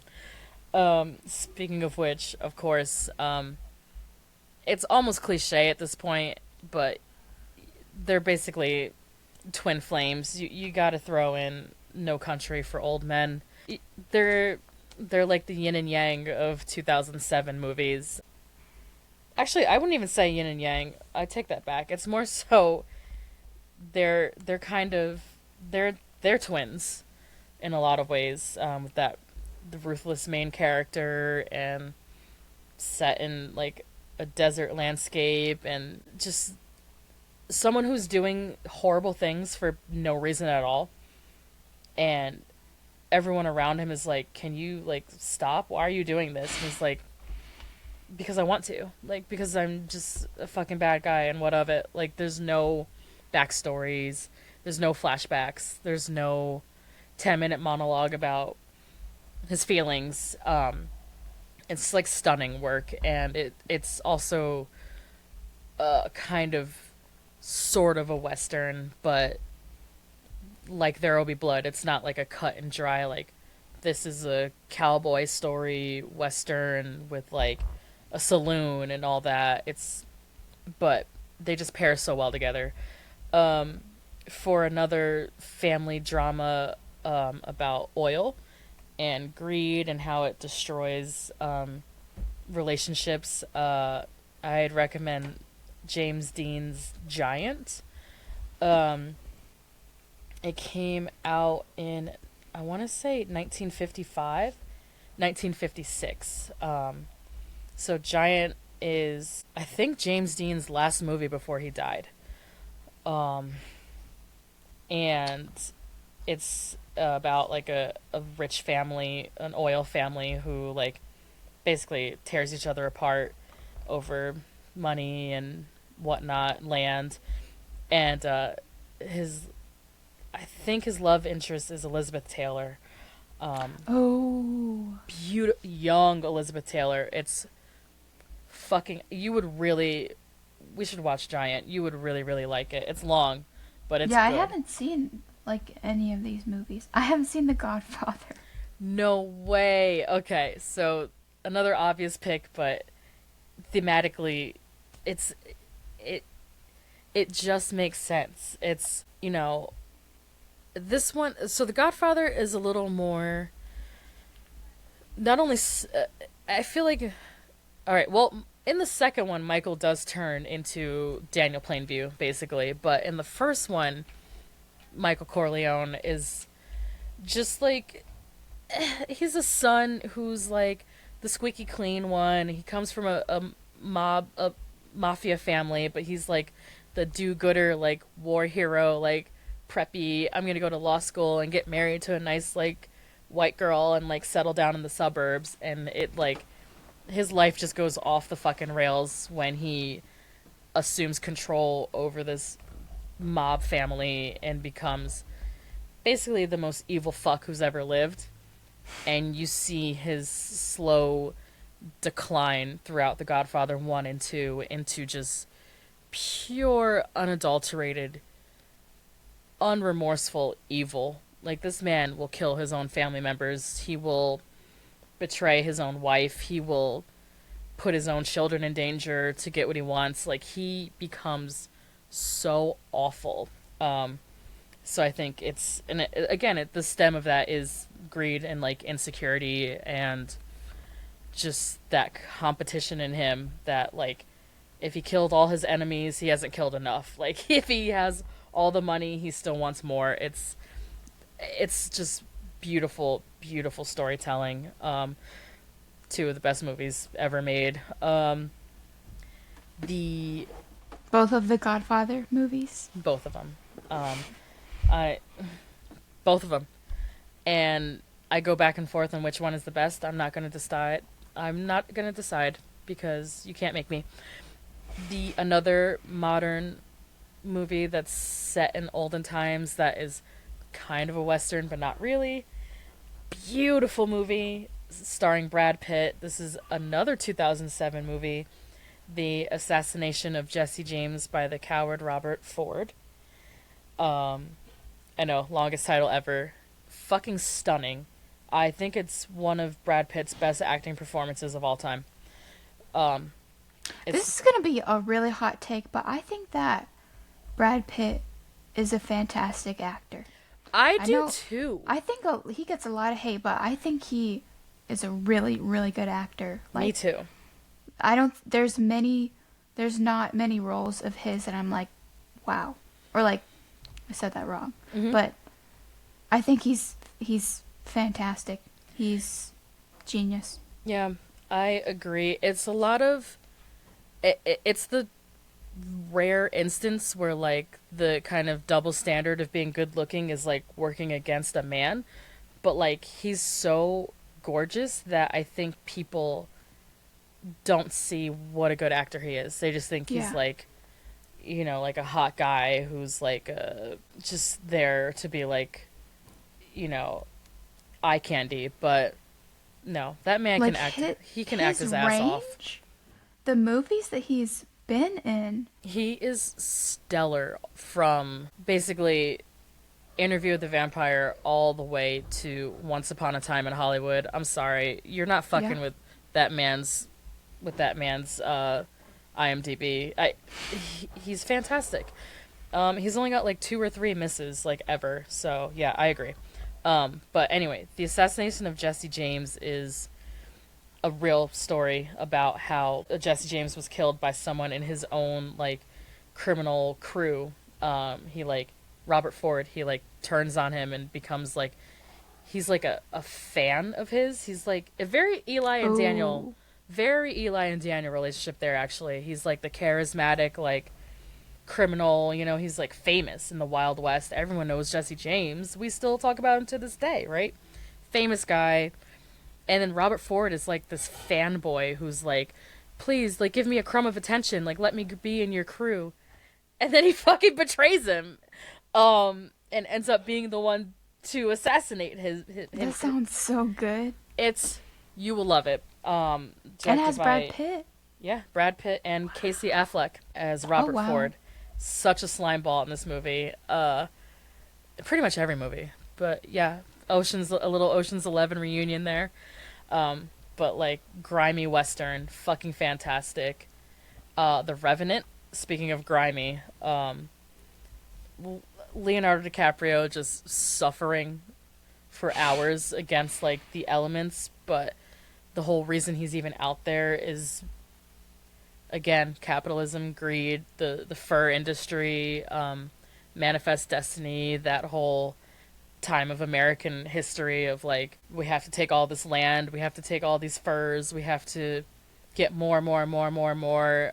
Also connects really well to Killers of the Flower Moon, as far as like the way indigenous people are like completely fucked over, and basically taken for all of their like assets. What are not assets? What do I want to say? Yeah, I can leave it. I'm getting tired. Yeah. And then, and then lastly, the Clint Eastwood. Now this is an actual Western. Clint Eastwood's Unforgiven, which is from 1992, and I believe it won Best Picture. Yes, this is a Best Picture winning Western about a retired gunslinger who takes on one last job to get revenge. And it's like, just the whole movie is like that battle of like good and evil and redemption, and basically how far you'll go to get, I don't want to say not just revenge, but like how far you'll go to like prove your point. You know what I mean? How far will you go to like take down your enemy? I think it's the best Clint Eastwood movie, probably. Kind of a tough watch, but I can't recommend it enough. I think it pairs, again, very well with the visuals and the themes of There'll Be Blood, but it's much more straightforward. See, this is what I would call, not what I would call, this is what you would classify as like a traditional Western. Okay. To answer your question. I really like Westerns. Yeah, I've grown to really like them, and I think my gateway drug to liking Westerns is movies like this, There'll Be Blood, Assassination of Jesse James, and No Country for Old Men. Those movies made me want to watch Westerns. And also the Christian Bale 3:10 to Yuma remake. I was like, oh, Westerns are fucking tight. Let me lock in. So, yeah, that's like been a long-term project of mine, is to discover more Westerns and watch more. Okay, a better question, because now that we've established what an actual Western is, what is the genre of movies where it's in the South, or in the East, but like in the country? Southeastern movies, but they're not But they're not Westerns. So I've heard it most often referred to as like Southern Gothic. Oh, okay. Or like Southern. But it's just not the same surrealism. feel as a Western. No. We're gonna watch a Western. No, is there a genre name for movies? I mean, a lot of times it's like war movies, like Civil War movies, you know, so like, you're like, ugh. Or like fucking slavery stories. Let's see, word for movies set in the South.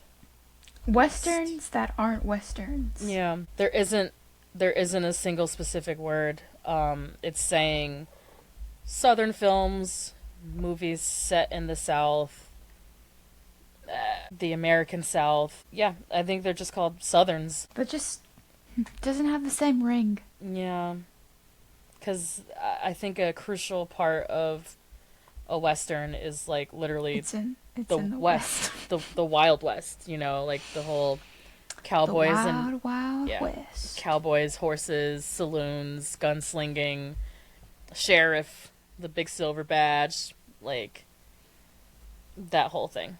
Train robberies, you know. What's it called when the duel, the shootout?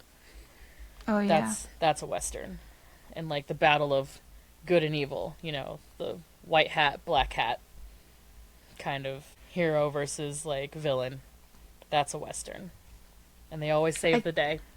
I guess my first dabble was seeing Back to the Future. Oh, They're taking a yeah. Western. That's what, the third one? Yes, it is the third one.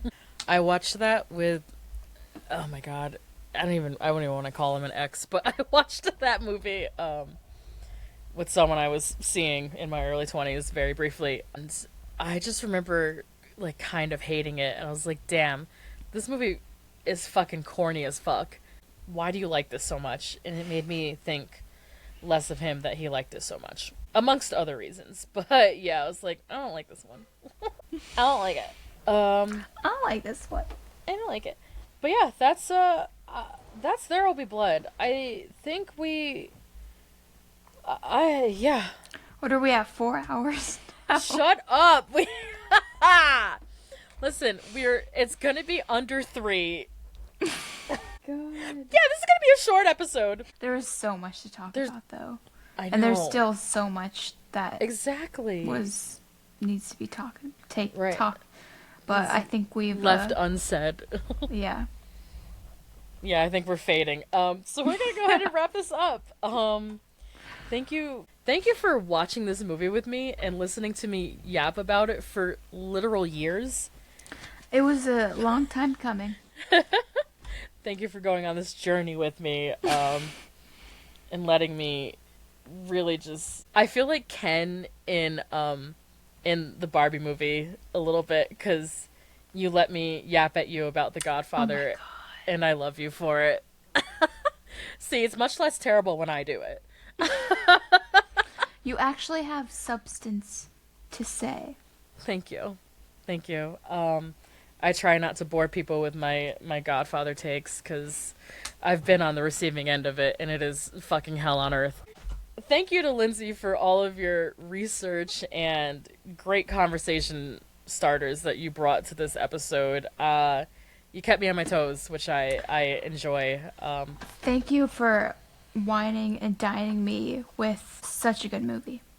You're welcome. It was amazing. It's literally my pleasure. It's my love language. So anytime. And thank everybody for listening. You can follow us at Post Film Clarity Pod on Instagram, YouTube, and TikTok. You can find us at Post Film Clarity on Letterboxd. Please follow our Letterboxd account.